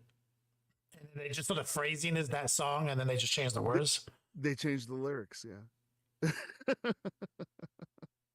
It's like taking like "Twinkle Twinkle Little Star" and changing the lyrics. Yeah, changing the lyrics. Yeah, that slaps. Yeah, I picked Power of Love. Power of Love's awesome. I would literally lose my shit for halftime. Like, nobody would care about a halftime show. Think about it. Like, you'd be booking the most baller opening acts. Like, the Super Bowl would be all about who sang Power of Love. Yeah, dude. It wouldn't matter anymore. Like, about it's like a whole production, like every time. Yeah. Fuck. Yeah. I kind of wish that was reality. It's the first Would You Rather I just wish was reality. Yeah. In the chat, Cletus corrected me. He goes, "It was the song of an English social club." So there you go. Are social clubs drinking clubs? Basically. I would say yes. Tight. Okay, well, let's move into news. Any news, Wyatt? Oh, a couple of little things. Dan Abnett's coming out with a new book for 40K. Yes. About fighter pilots. That should be fucking cool. A long-awaited sequel, actually. I had given up on it. I had figured that they had pushed out the first book for Aeronautica Imperialis, and then I figured since they moved on, we weren't going to get more of that. So I'm pumped for it. Should be tight. Blood Angel stuff goes on pre-order this weekend, so if you missed out on the box set, a lot of that stuff is coming to pre-order. A couple of data sheets for the new kill teams getting posted for 40K, the Vespid and the Sounds. So you can go over to the Warcom and download those. Mm-hmm. That's about it. Thank you, Wyatt. I appreciate your efficiency. Yeah. I've always suspected we can do in like a day what Rob does in like a year. Yeah, maybe. Well, it's his cold metabolism. You can't blame him for that, man. You know, you're right. That was kind of racist of me. It was a little humanist. Yeah. A little bit. Yeah, you're right. I take it back. So, whenever we have Mike Haspel on the show, it's always a treat. And did you see my title for the episode? I did not. Wyatt, read that shit out. Yeah. Unbelievable. The shocking comeback of Warhammer legend. You won't believe what happens next. Yeah. Mike, I have this clickbait generator. I fucking love it. I just type in nonsense, gold, man. bro. Oh, man. So we've got Mike back. People always asking about Mike. Mike's always busy. We talked about that earlier. So what you been up to? What are you interested in right now? Give us some nerd shit. Yeah. So the first off, I got to start with something somber. There is an author I know who's really, really good author. He has been diagnosed with terminal brain cancer. So if you could help him out, and if you like sword and sorcery, pick up his books. His name is Howard Andrew Jones, and his the first book, the books I'm going to recommend are the Chronicles of Hanuvar, and the first book is called Lord of a Shattered Land, and they are sword and sorcery. So if you enjoy like Conan, like Robert E. Howard, Edgar Rice Burroughs, that kind of stuff, Lynn Carter, L. Sprague de Camp, if you like that kind of stuff, you're gonna love his stuff. The character is not a Conan like character, so I don't want to like sell it like that, but it is a um it is sword and sorcery, and the way the novel's set up is almost like a series of short stories that are all interconnected, so like a series of episodes, so you don't have to read the whole novel at once. You can just read these little short stories, and they're really really good. And the third one is coming out from Baen Books relatively soon, like in a month or so, but two of them are out right now, so please help him out and pick up some books or whatever. There is also a GoFundMe, but I think they'd rather, the easiest way to support him right now is just to buy his books. Let's look those up. What was the name of that first book? Lord of a Shattered Land. They're very tight. They're really good. From Baen. What was that's the series. What was the book title? Oh no, the series is called The Chronicles of Hanuvar. Oh, okay. Yeah, and they're really really good. On my front, what I've been up to is mostly day job stuff. I've been inundated. We've been doing very well, but also the tempo is beginning to be a bit insane, and I'm hoping they hire more help. But on the other front is, and I was joking about it before, I said it's like getting back together with like a crazy ex that you used to have a restraining order against, and now you just know it's bad, it's not going to work out.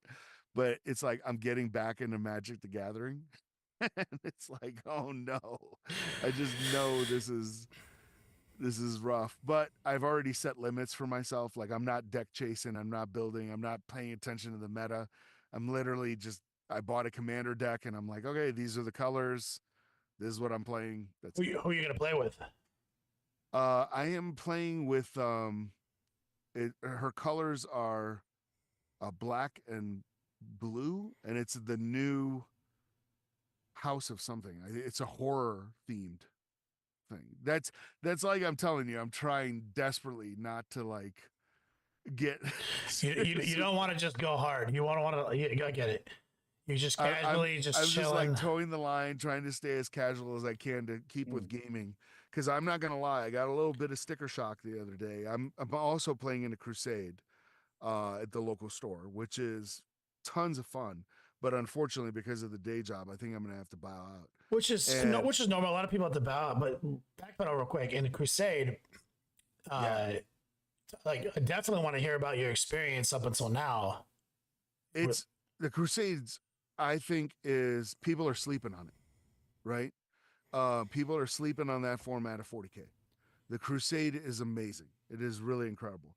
So they're in their second season of the Crusade, which is Pariah Nexus, matches the cards, right? Before it was Leviathan with the NIDS, and you can still play the Leviathan missions and everything, but now everything's going to Pariah Nexus. And the Goonhammer has an administratum part of his page that you pay for, but it's super cheap. That helps you do all the paperwork. And without the Goonhammer thing, big shout out to him for administratum. But without that, it makes the housekeeping kind of a chore. But with his app on his website, it makes it work great. Manages everything. Everyone can put all their armies in there and everything and track, because the whole thing with the Crusade is it's not a one and done. Like when your units die, they may get battle scars. Units that survive get more experience. They can get units that do things in the game, like kill multiple units or pull off some heroic move or whatever. They get to get upgrades. So you may have some lowly guardsman unit that on their sixth game is hitting as hard as Space Marines because they're just veterans and they're that tight. You know what I mean? They have all these little upgrades, and and some of them are nothing. Some of them are like, okay, you can buy this different weapon instead of this, but some of them are huge. Like you get to reroll hits. So it's a big deal. And it is a heck of a lot of fun. It is a way to do organized play outside of a tournament. So because a crusade runs months. You're right. instead of Organized play versus match play. Exactly. Yeah. So it's running for months. So you start up. I think we started at 500 points. The next tier 750, and then it'll go up to 2,000. Eventually. And so we have, I don't know how many people we have in this crusade now. Probably around 30, I would guess. That sounds fun as hell, dude. I kind of want to get a crusade going now. It's really, really cool. It's really, really, really cool. And so folks just get together. We coordinate the games on Discord, jump in there. We do have a designated night that everyone shows up to play, but knowing that, people have conflicts, they just go, hey, you just need to get your report games the results. report the results of this game at this time. Yeah. And unfortunately for me, it's like I've got due to the day job, and then I've got like a writing gig that's actually coming to fruition that I'm like, I just don't have time. And then the third component of that is I'm playing my Necrons. So in my head, my Necrons were super tight, right? And I had assembled all the new stuff from, I guess it was Indomitus, the Indomitus box set. Yeah. So I had 2 of those, and I had assembled everything and primed them, but I hadn't started painting them yet. But I have all the units I need. So I was just like, well, I don't like playing with unpainted stuff, so I will just go back to my 4th edition stuff and just run old school Necrons until I get these new guys painted up, because Immortals are Immortals, Warriors are Warriors. That hasn't changed. Monolith's still around, right? The Deceiver's still around. And back in the day in 4th edition, my go-to list was like, I might be lying here, but it was something like 40 Warriors, 20 Immortals, a Monolith, and the Deceiver. So that's about right. Yeah, and it was like close. It wasn't unbeatable, but it was close to unbeatable. In that era, 4th edition, it was raw. In that edition, it was hard. It was hard to fight against, because the Monolith could drop down on people, and it would deep strike on top of you, and you had to move. The Monolith wouldn't move. It would just come down where it came down. And so my whole strategy was the Deceiver would press as far forward as he could. Then the Monolith would come down in your own lines, pushing your guys forward into the Deceiver. And it was all over from then. But so what's the problem with the Necrons? Well, when I pulled them out of storage, memory is a funny thing. You forgot how good they looked. Like, they were obviously immaculate and they were painted. obviously the best looking models ever. But I was just like, I literally hadn't played with these guys since 5th edition. And let's just say I wasn't as good a painter as I am now. So, and on top of that, I used some trickery to make them look a lot better than they did look.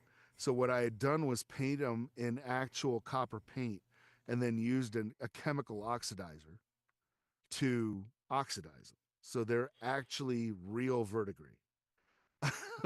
All the model. And I'm like, in a way, it does look weird and tight, but in another way, it's not going to pass in this day and age, man. In another way, it's not tight. It is not tight at all. It looks really jank. And so I'm like, man, I got to repaint, 9,000 points in Necrons. And I'm just like, oof. Instead, I'll play Magic. Yeah, that's kind of the way it went. It's kind of was like, or I could, the sticker shock I got is I needed one other model to make the list that I wanted to make. And it was a new model, so I didn't mind buying him. And there was a new GW shop in Colorado Springs. That's a big deal. That's a big deal. Like, we actually have a Warhammer store now. You're on the map now, dude. We're on the map. So went to the Warhammer store and bought this model, and this one model was $40. And I was just like, yeah. And someone's asking, Zenwu, is asking if I had the LED monolith. I do have the LED monolith. It still works. It still plays All Your Base or Belong to Us techno version. It was an iconic. I mean, it's a part of the. Honestly, that article, Pimp Your Monolith, which anybody who takes offense to that term, that was based on MTV Pimp Your Ride. Pimp Your Ride. It's gonna give it to you. That's a part of history at this point, bro. Like, that article has been around, dude. Like, that is an article back in the day when all we had was blogs, and a couple of forums. The article was a part of some people's childhood at this point. Yeah. You know what I mean? And so, the Pimp Your Monolith article is still up on apocprod.com. Is that your website? Yeah, apocprod.com. And if you go and you watch, if you type in like LED monolith or All Your Base Belong to Us monolith, the video is still on YouTube. And I posted that video like 16 years ago. Yeah. And I'm just, and KR Quinn just called me out, and he's absolutely right. Because the other thing that came in, he goes, the guy who buys Weta and a Warhammer model costs hits you in your costs. So what I got this week was I got the limited edition Lieutenant Titus from Weta. Yeah, I saw that on your Facebook page. It is glorious. It is so big I have nowhere to put it. So on the one hand, I don't want to fucking hear that. You have a Han Solo carbonite, dude. I know. You'll find a spot for this bitch. Part of the thing was when we got the basement redone, we put in spotlights for the Han Solo and carbonite. And so it's got spotlights in that position. And I thought, I can get rid of the Han Solo and carbonite. And not after hearing the story of how you got it. True. It is it is kind of an iconic life experience, but nowadays it's like, are people even, it's like it's the Marie Kondo thing. Does it bring me joy, or does it remind me of what could have been and the fallen IP that is Star Wars, I mean, I get behind that. I'm giving away my Galactus this month. I didn't get the Galactus at that Gen Con. I got Cthulhu. So I have the big Cthulhu. But yeah, so, and then I've been playing Space Marine 2, which unfortunately I just haven't had time. So I'm only halfway through the campaign, and I'm enjoying it. I really like it. My favorite part of it, though, is watching all the memes as like quote unquote normies are discovering the lore for the first time. Discovering the lore. And they're just like what? What? That's one of my favorite memes, is somebody who took a screenshot of like Titus standing in a war room, and there's like a baby cherub flying next to him that we don't even notice anymore. And they're just like, what? What is happening? And I'm just like, it's gold. It's so good. Yeah, I mean, that's awesome. I can't wait to hear your final thoughts. The game is a box office smash. It's truly profound. The amount of videos I've seen on the internet from quote unquote normies talking about it, it's inspiration. It's inspiring for our It's our really hobby. good that people are having fun with it, and they're discovering the lore, and it's bringing in a whole ton of new people. And I just hope that it stays positive. Bro, I got people almost every other day showing up on my painting stream, like new to the game, and I'm always like, oh, let me guess, you just played Space Marine 2, and they're like, yeah. But it's funny because they always like try to like play it cool, like, oh, I've always kind of been into it, the lore, just get into the models. Now I was like, no, dude, no, you haven't. You saw it, you bought it, then you started, you Googled some shit, you found Bricky told you about some lore, and let me guess, now there's a Space Marine chapter you really want to start, and that's why you're here. And every time, dude, that's what it is. They're like, oh, I want to do this chapter, I want to do that chapter. It's always someone, but you know what's tight about that, Mike, is that they're always hitting me with like, so the obscure lore, how like back in the day it was pretty in trend, right to find like some really obscure deep lore on some chapter that is a OG no one knows about, with some hardcore. For me, it was the Relictors. Yeah, Relictors, exactly. And so they're, you think you're pretty fucking edgy because you fucking got the Relictus lore, you know what I mean? And you want to be different than everyone else, which is your personal identity, which we've all gone through that all. Like, we've done that. Yeah. So it is pretty cool to see a wave of potential new crazy. hobbyists going through that right now. The Warhammer store here is sold out of anything with Ultramarines on it. Like, As is to be expected. Yep. Yeah. And I think that's where they kind of messed up. I'm like, where's the Titus blister for $20, right? Where's the Titus blister where you get somebody who's like, hey, I played the Space Marine game. I would like to get Lieutenant Titus, right? And you can't buy it except in that big box store. I think it's a Target exclusive here in the States. Yeah. It's actually a really good deal because the game is like $40. You get Titus and then you get like 12 Hormigons or Termagants. They just announced they're doing Joy Toys of the 3 main characters. Yeah, I already pre-ordered those. Yeah. But you're right. Like, as a exclusive model whore myself, I'm really and an Ultramarine dick sucker. Yeah, dude. Like, give me all 3 of those dudes as like a Space Marine Heroes squad, man. Yeah, they should absolutely put those guys out, and I would make it more affordable than the regular ones, just to. And it's like, I don't know. I was hoping McFarlane would put out a Titus too, but we'll see. It's easy enough to mod the McFarlane guys with 3D printing now that you can easily get, make them Titus. So, I mean, they're sleeping on it because we're just gonna start 3D printing Tituses. Like, yeah, fuck it, Titus. God damn it, what a hero.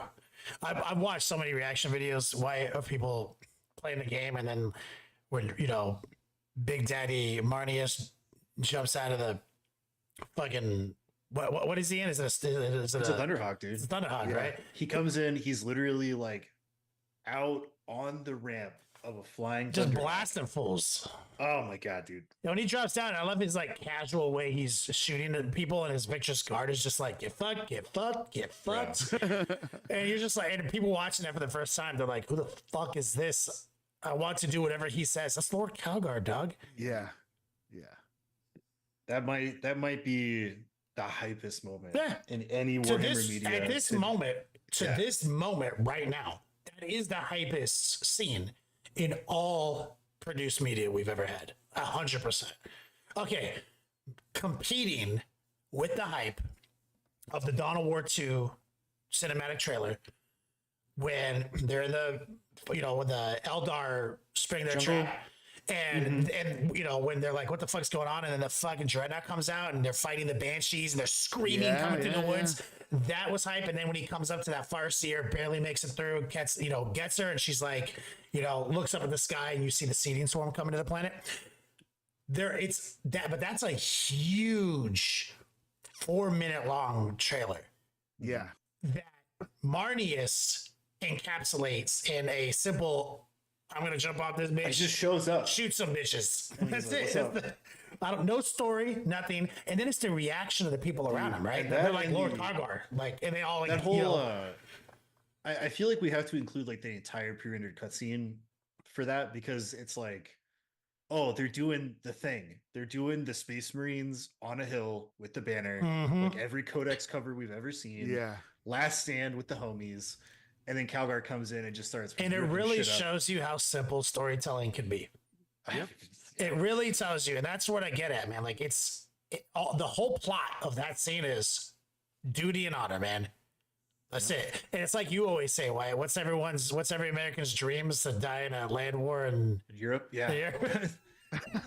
Dude, I've seen a lot of memes where it's like, well, it's the same meme, but it's been circulated a lot since the game comes out, and it's like the old like men only want one thing, and it's disgusting, and it's literally like Titus and the boys on the hill doing the Space Marine thing, and I'm like, yeah, honestly, yeah. Yeah, I mean, it just shows you how simple storytelling can be, especially if you know your demographic, And so, yeah, I saw like I saw like a little meme, acted out like a TikTok thing or whatever, where there's two couples sitting down, they're having dinner, and one of the women says, yeah, I've been playing Space Marine 2 with my boyfriend, and it's a lot of fun, and I want to know more about the lore. And the other couple's boyfriend goes, oh really, you want to get into 40K? And she goes, yeah, tell me about the. And then everyone else at the table is like, no, don't. And it's like 48 hours later, and he's just getting to the beginning of the Horus Heresy. It's funny because my girlfriend, whenever like we meet a couple or go somewhere, meet a family member, they're always, inevitably they're gonna realize that I have asked everyone what they do, and I'm trying to get to know everyone and try to be charismatic and a good, Yeah. making a good impression, right? And eventually, it's been like hours, and someone's gonna be like, "What do you do?" And then I'm just like, I'm an art instructor, right? At this point, you should just be like, That's all I do. I am a content creator for OnlyFans. I just because it's the 40K thing. I mean, I do that Right. bit as well, but it's the 40K lore thing, right? I don't want to get entrenched because I already know what happens. Because if you're like, oh, I paint miniatures and I do this, and then they're gonna ask you, well, of what? And then they're gonna be like, oh, this is weird. What is this about? And then before you Right. know it, it's just 15 people who, asking you questions about Warhammer 40K, and the one person you showed up the party with is like, oh my god. And you're So- just like, okay. Okay, so there were these shaman that thought that they needed to create an immortal being. And you're just like, I just- 48 hours later. I was just like, yo, I'm an art instructor. They're like, oh, that's really cool. And I'm like, yeah, but like, what do you do? Oh, Yeah, let's not get started on this nonsense. yeah, exactly. Little update that happened this week is the developers of the game came out and they said that a voice that you hear at the kind of like the end of the game, it's the Emperor's voice. So not only do we have the hypest moment in all 40K media, but we also have the first cameo of the Emperor in visual 40K media. Wow. Is it the Cavalrine? No. No, Oh. I mean, I don't even know if they're credited. I'd have to watch the credits, but when you hear the voice and it says "Rise, son of Gilliman," it's the Emperor talking directly to Titus. Wow. Okay, that's really cool. Dimitri and Titus. Tight. All right, well, fuck it. Let's do a quick commercial break. Hear from our sponsors. Move on to our next subject.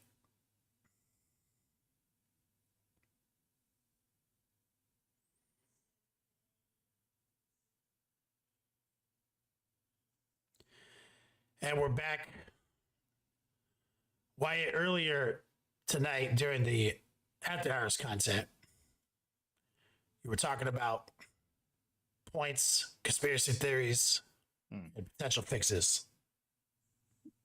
Yeah, so I mean, I guess like no news is also news. Like we were all expecting the eagerly awaited Unitorum Field Manual for 40K, and everybody thought it was going to happen this past week, right? And the day it came and went, and we're like, "Yo, what the fuck?" And so I don't know. Maybe it comes out tomorrow, and this is all meaningless. But the funny thing is that during this, I noticed that a brand new webpage for Warcom was published on that Thursday.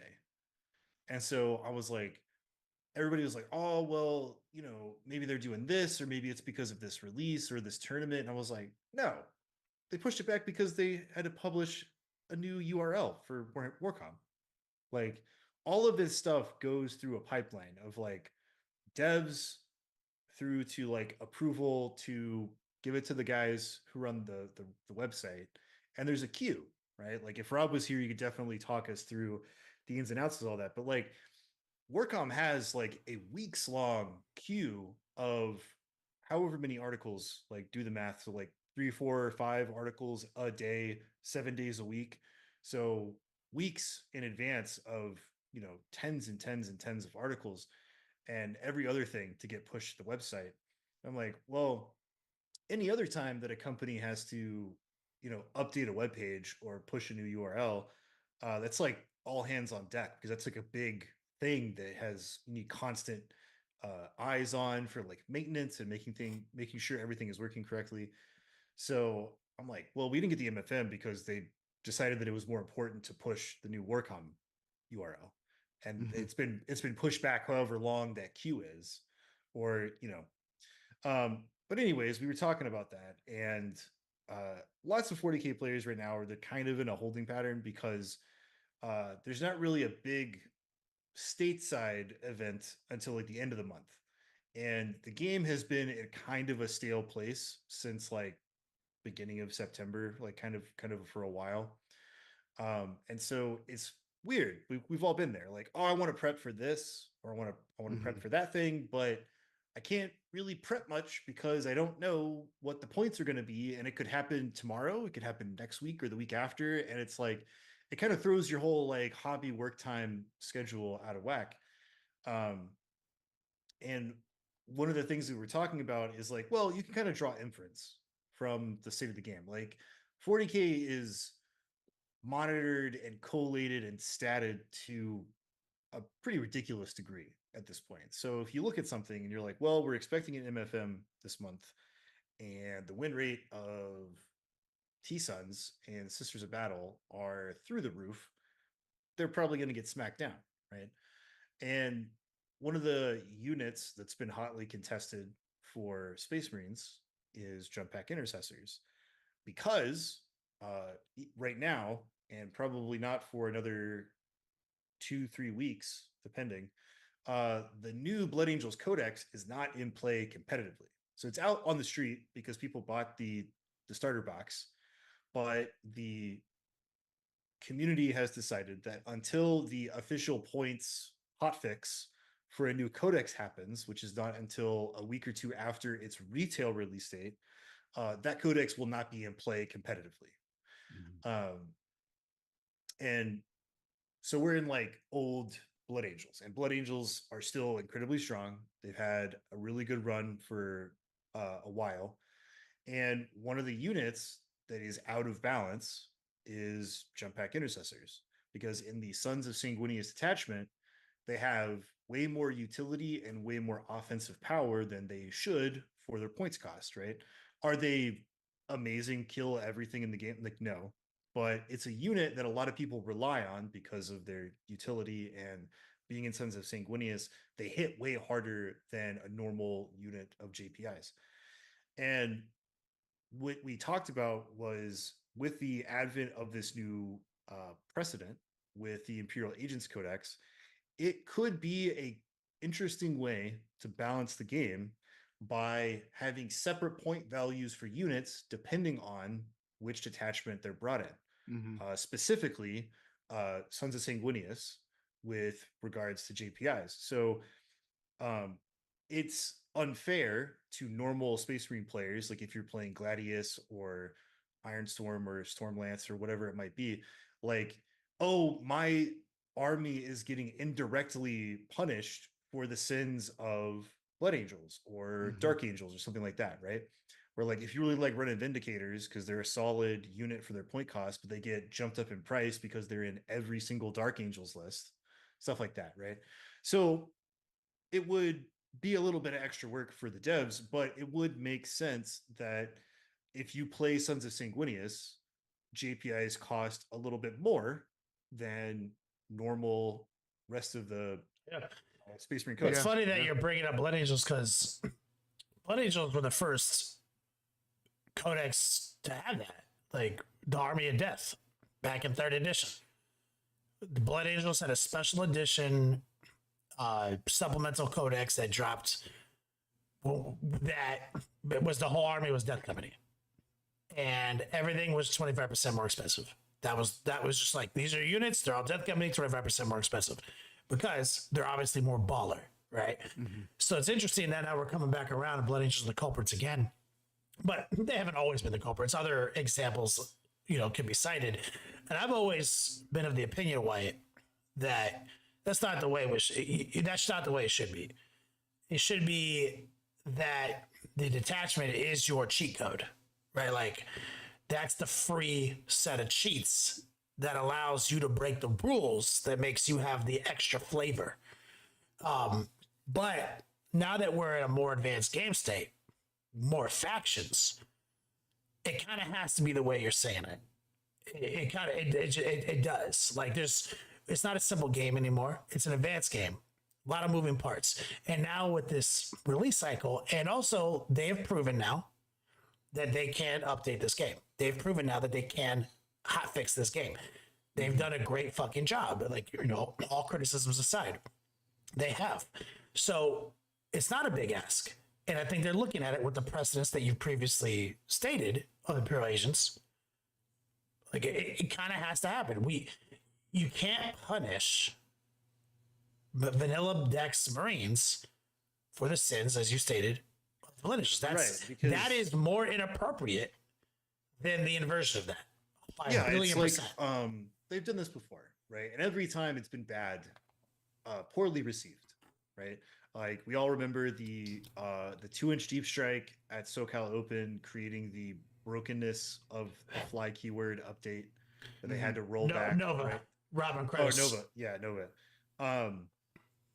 So yeah, it's like if we're playing this game, you have to look at a unit and the reason why people are putting that in lists, right? So if you look at normal Space Marine lists, people are like jump back intercessors for two main reasons. They deep strike for free and they move 12 inches, right? It's not because they cause D3 impact mortals. It's not because chain swords are fucking cracked or something like that. It's for those two reasons. It's you can drop them from the sky somewhere. They can do a secondary. Maybe they live and they can bounce around the table doing stuff, or they probably just die. Most of the time, they do their thing, they get you points, and then they die, right? And for that purpose, their points cost is fine because offensively they're not very strong unless they're attacking like 5 guardsmen, and that's what their points should reflect. But in Sons of Sanguinius, free rules. Where it's like you get this bonus, and if you attach a captain, you get an extra bonus, and the Sons of Sanguinius attachment gets you this, and you have access to these stratagems. Now, all of a sudden, you're like, well, why are all these Blood Angels players taking jump back intercessors? Like, it's probably it's literally the most point efficient, fast moving unit in the Codex for them. Yeah, and with their bonuses, it actually becomes a very relevant offensive unit on the tabletop. Right, it's the same thing with like what Ragnar does with a regular foot assault intercessors, right? Like, are assault intercessors that tight? No, it's because Ragnar's with them. The topic is, what do you think? First off, like Mike, I mean, you agree with that? Like, you think they should, if we're gonna pull parent rules from one source for everyone, then do you believe everyone should be individually balanced based on their supplemental rules? Yes, but for a different reason, I think. Mine is more like fluff based. Like, so if you're going to play Blood Angels and Space Wolves, you should be playing Blood Angels and Space Wolves, not Ultramarines. So when you bring the quote unquote normal vanilla Space Marine units into like Space Wolves or Blood Angels or whatever, you should have to pay a tax for it. I like that perspective a lot. Because it encourages you. If you want to play Ultramarines, play Ultramarines, right? If you want to play Salamanders, play Salamanders, whatever. If you want to play the Space Marine Codex, play that. But if you wanted to play Space Wolves, play Space Wolves with all their wolfy units, right? It's like, and if you're like, hey, you know what? I really do need this like regular Space Marine unit that I should have access to. Well, you do have access to it, but it costs you a little more. I like that perspective. Like if those factions have extra rules than everyone else, it's not balanced into the points. Yeah, those units should inherently cost a little bit more. It's balanced. You know what it is balanced into? No way. It's balanced into Wolfen. It's balanced into Thunderwolf Cavalry. Exactly, it's balanced into Sanguinary Guard. It's balanced into Death Company. And so you're 100% right. So basically, you have like two major options, maybe three. Option one is don't do anything. Let the Blood Angels cheat with their six set of rules, and don't hurt the Ultramarine players, right? Then you have the bad option, which is nerf the unit that now punishes the person who wasn't, abusing it, right? That's got to be off the table. So you're only left with two things. If we agree that we can't punish the innocent, right? Then you either have to start rewriting every data sheet for the bespoke specialized unit codexes, which is preposterous. Which Or- they're not gonna. But Or they kind of did that. yeah, They kind of already did that with Imperial agents. Like the data sheets for Sisters of Battle and Grey Knight Terminators are not a lot different, but slightly different in the Imperial Agents Codex than in the Grey Knights Codex. but that's not a tall order because that's one instance. It's not for Dark Angels, for Space Wolves, for for Blood sure. It's Angels. a lot of extra work to do it that way. So what? There's a precedent that they are capable of that, and I'm actually think that's probably the most sophisticated and most accurate version of this. Is that the Blood Angel ones are different, the Space Wolf ones are different than the Dark Angel ones, which are all different than the fucking generic And ones. there's already another precedent in that how easy it is to change the rules, right? It's existed since the start of 10th edition, which is the Lord of Skulls. The Lord of Skulls has the exact same stat line and weaponry on both data sheets in CSM and World Leaders, but they have a different data sheet ability because of how that unit interacts with their inherent rules for existing in those two different books. Yeah, great. So I love it. So I think I would like to see a world where we're so sophisticated with our hot fixes that they could just write them all different, right?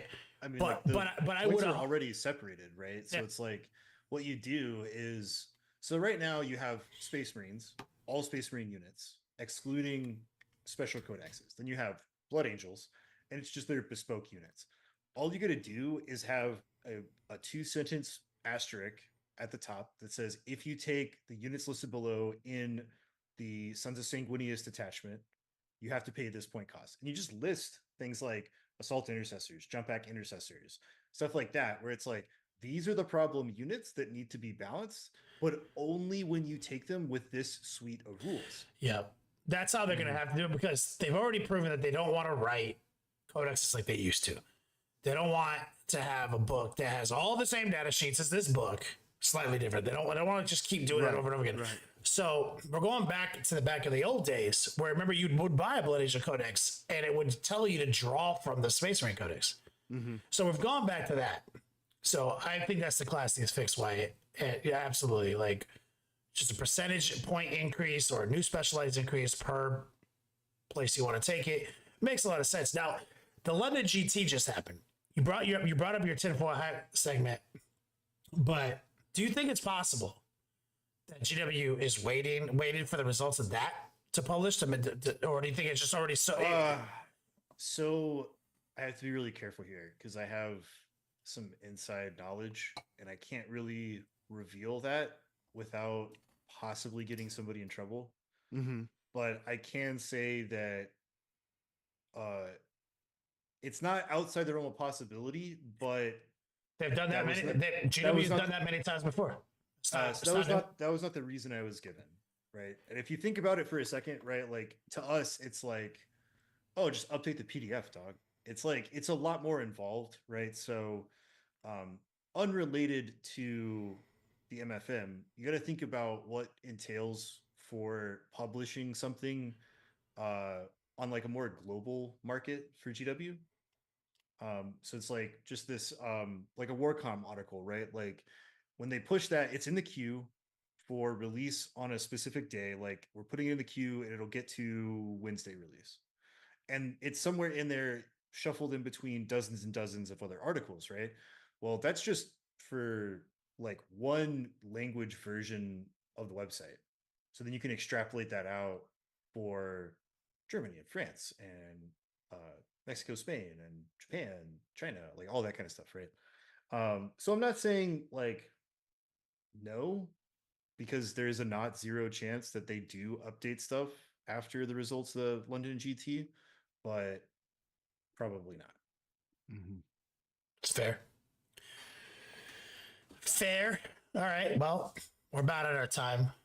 If you guys are listening to this on your way to work today, know that there's a whole bunch of bonus content floating around on Patreon. And oh yeah, we got Mike Haspel here. Okay, what's the order we do it in, Mike? We do your quote and then we go out. Or we do the go out and then your quote. No, it's like we do our It's the quote is the last thing. I think. The quote is the last thing. All right. So thanks for listening to the Long War. This podcast has been on the air for over 10 years. We did a big origin story last week. Go back and listen to that. You might learn a thing or two about how this podcast has been in the works since back in the old Forge and Narrative days. Mike Haspel was on that podcast with us too. Yeah. So, we have a gold member situation here. But thanks for listening. Consider supporting us, even though the economy's all jacked up. Hit us up on Patreon, longwar.net. Become a veteran of the Long War. That used to be our tagline, because we used to have a big old paywall, right? And when we built it ourselves, and then one day we realized Patreon takes less money, less effort, and less money than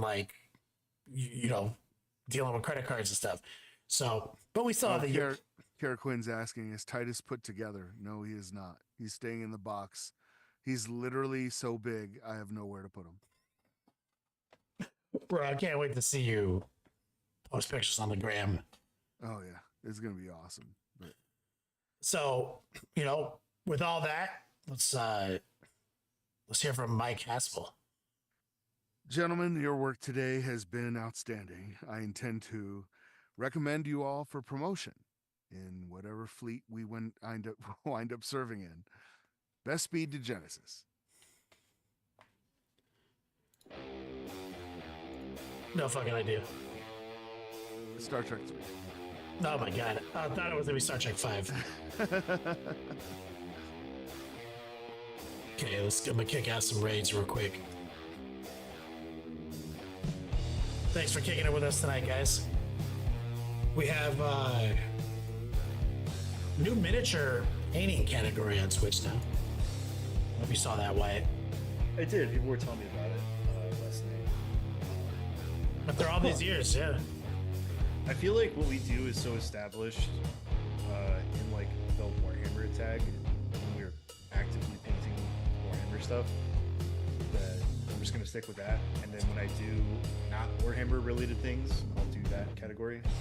Yeah, no, I've actually found the miniatures painting thing. There are friends of mine who I've never known to be Warhammers who are now painting miniatures, but they're not painting Warhammer. Roman Legionnaires or whatever. And I'm like, that's really cool. That painting miniatures is becoming more of a thing. I guess it's going. It's like model trains used to. I do tend to agree with you though, Wyatt, on that subject. Is I'm experimenting with it right now. I've been here for 8 years, and they've tried this before.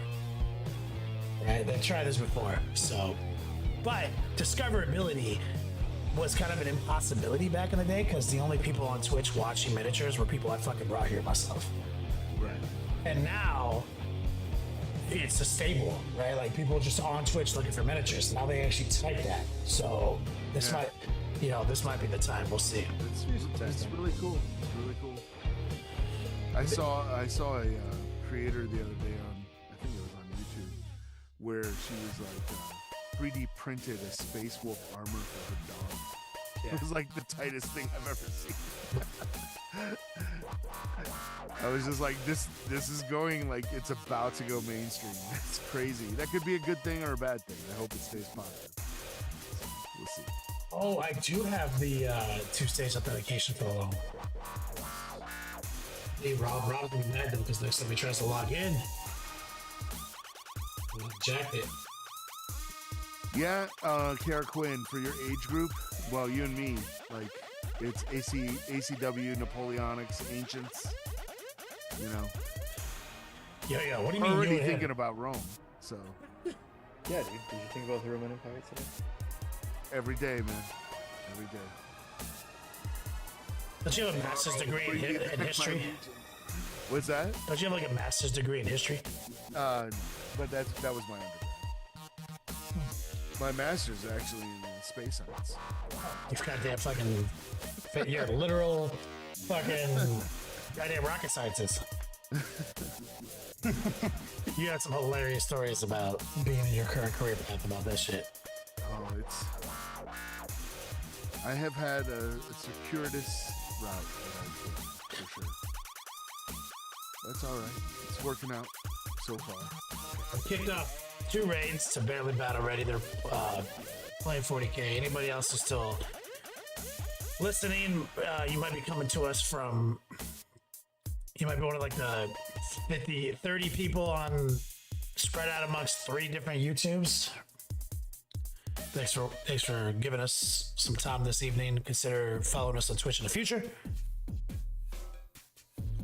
As always, until we meet again.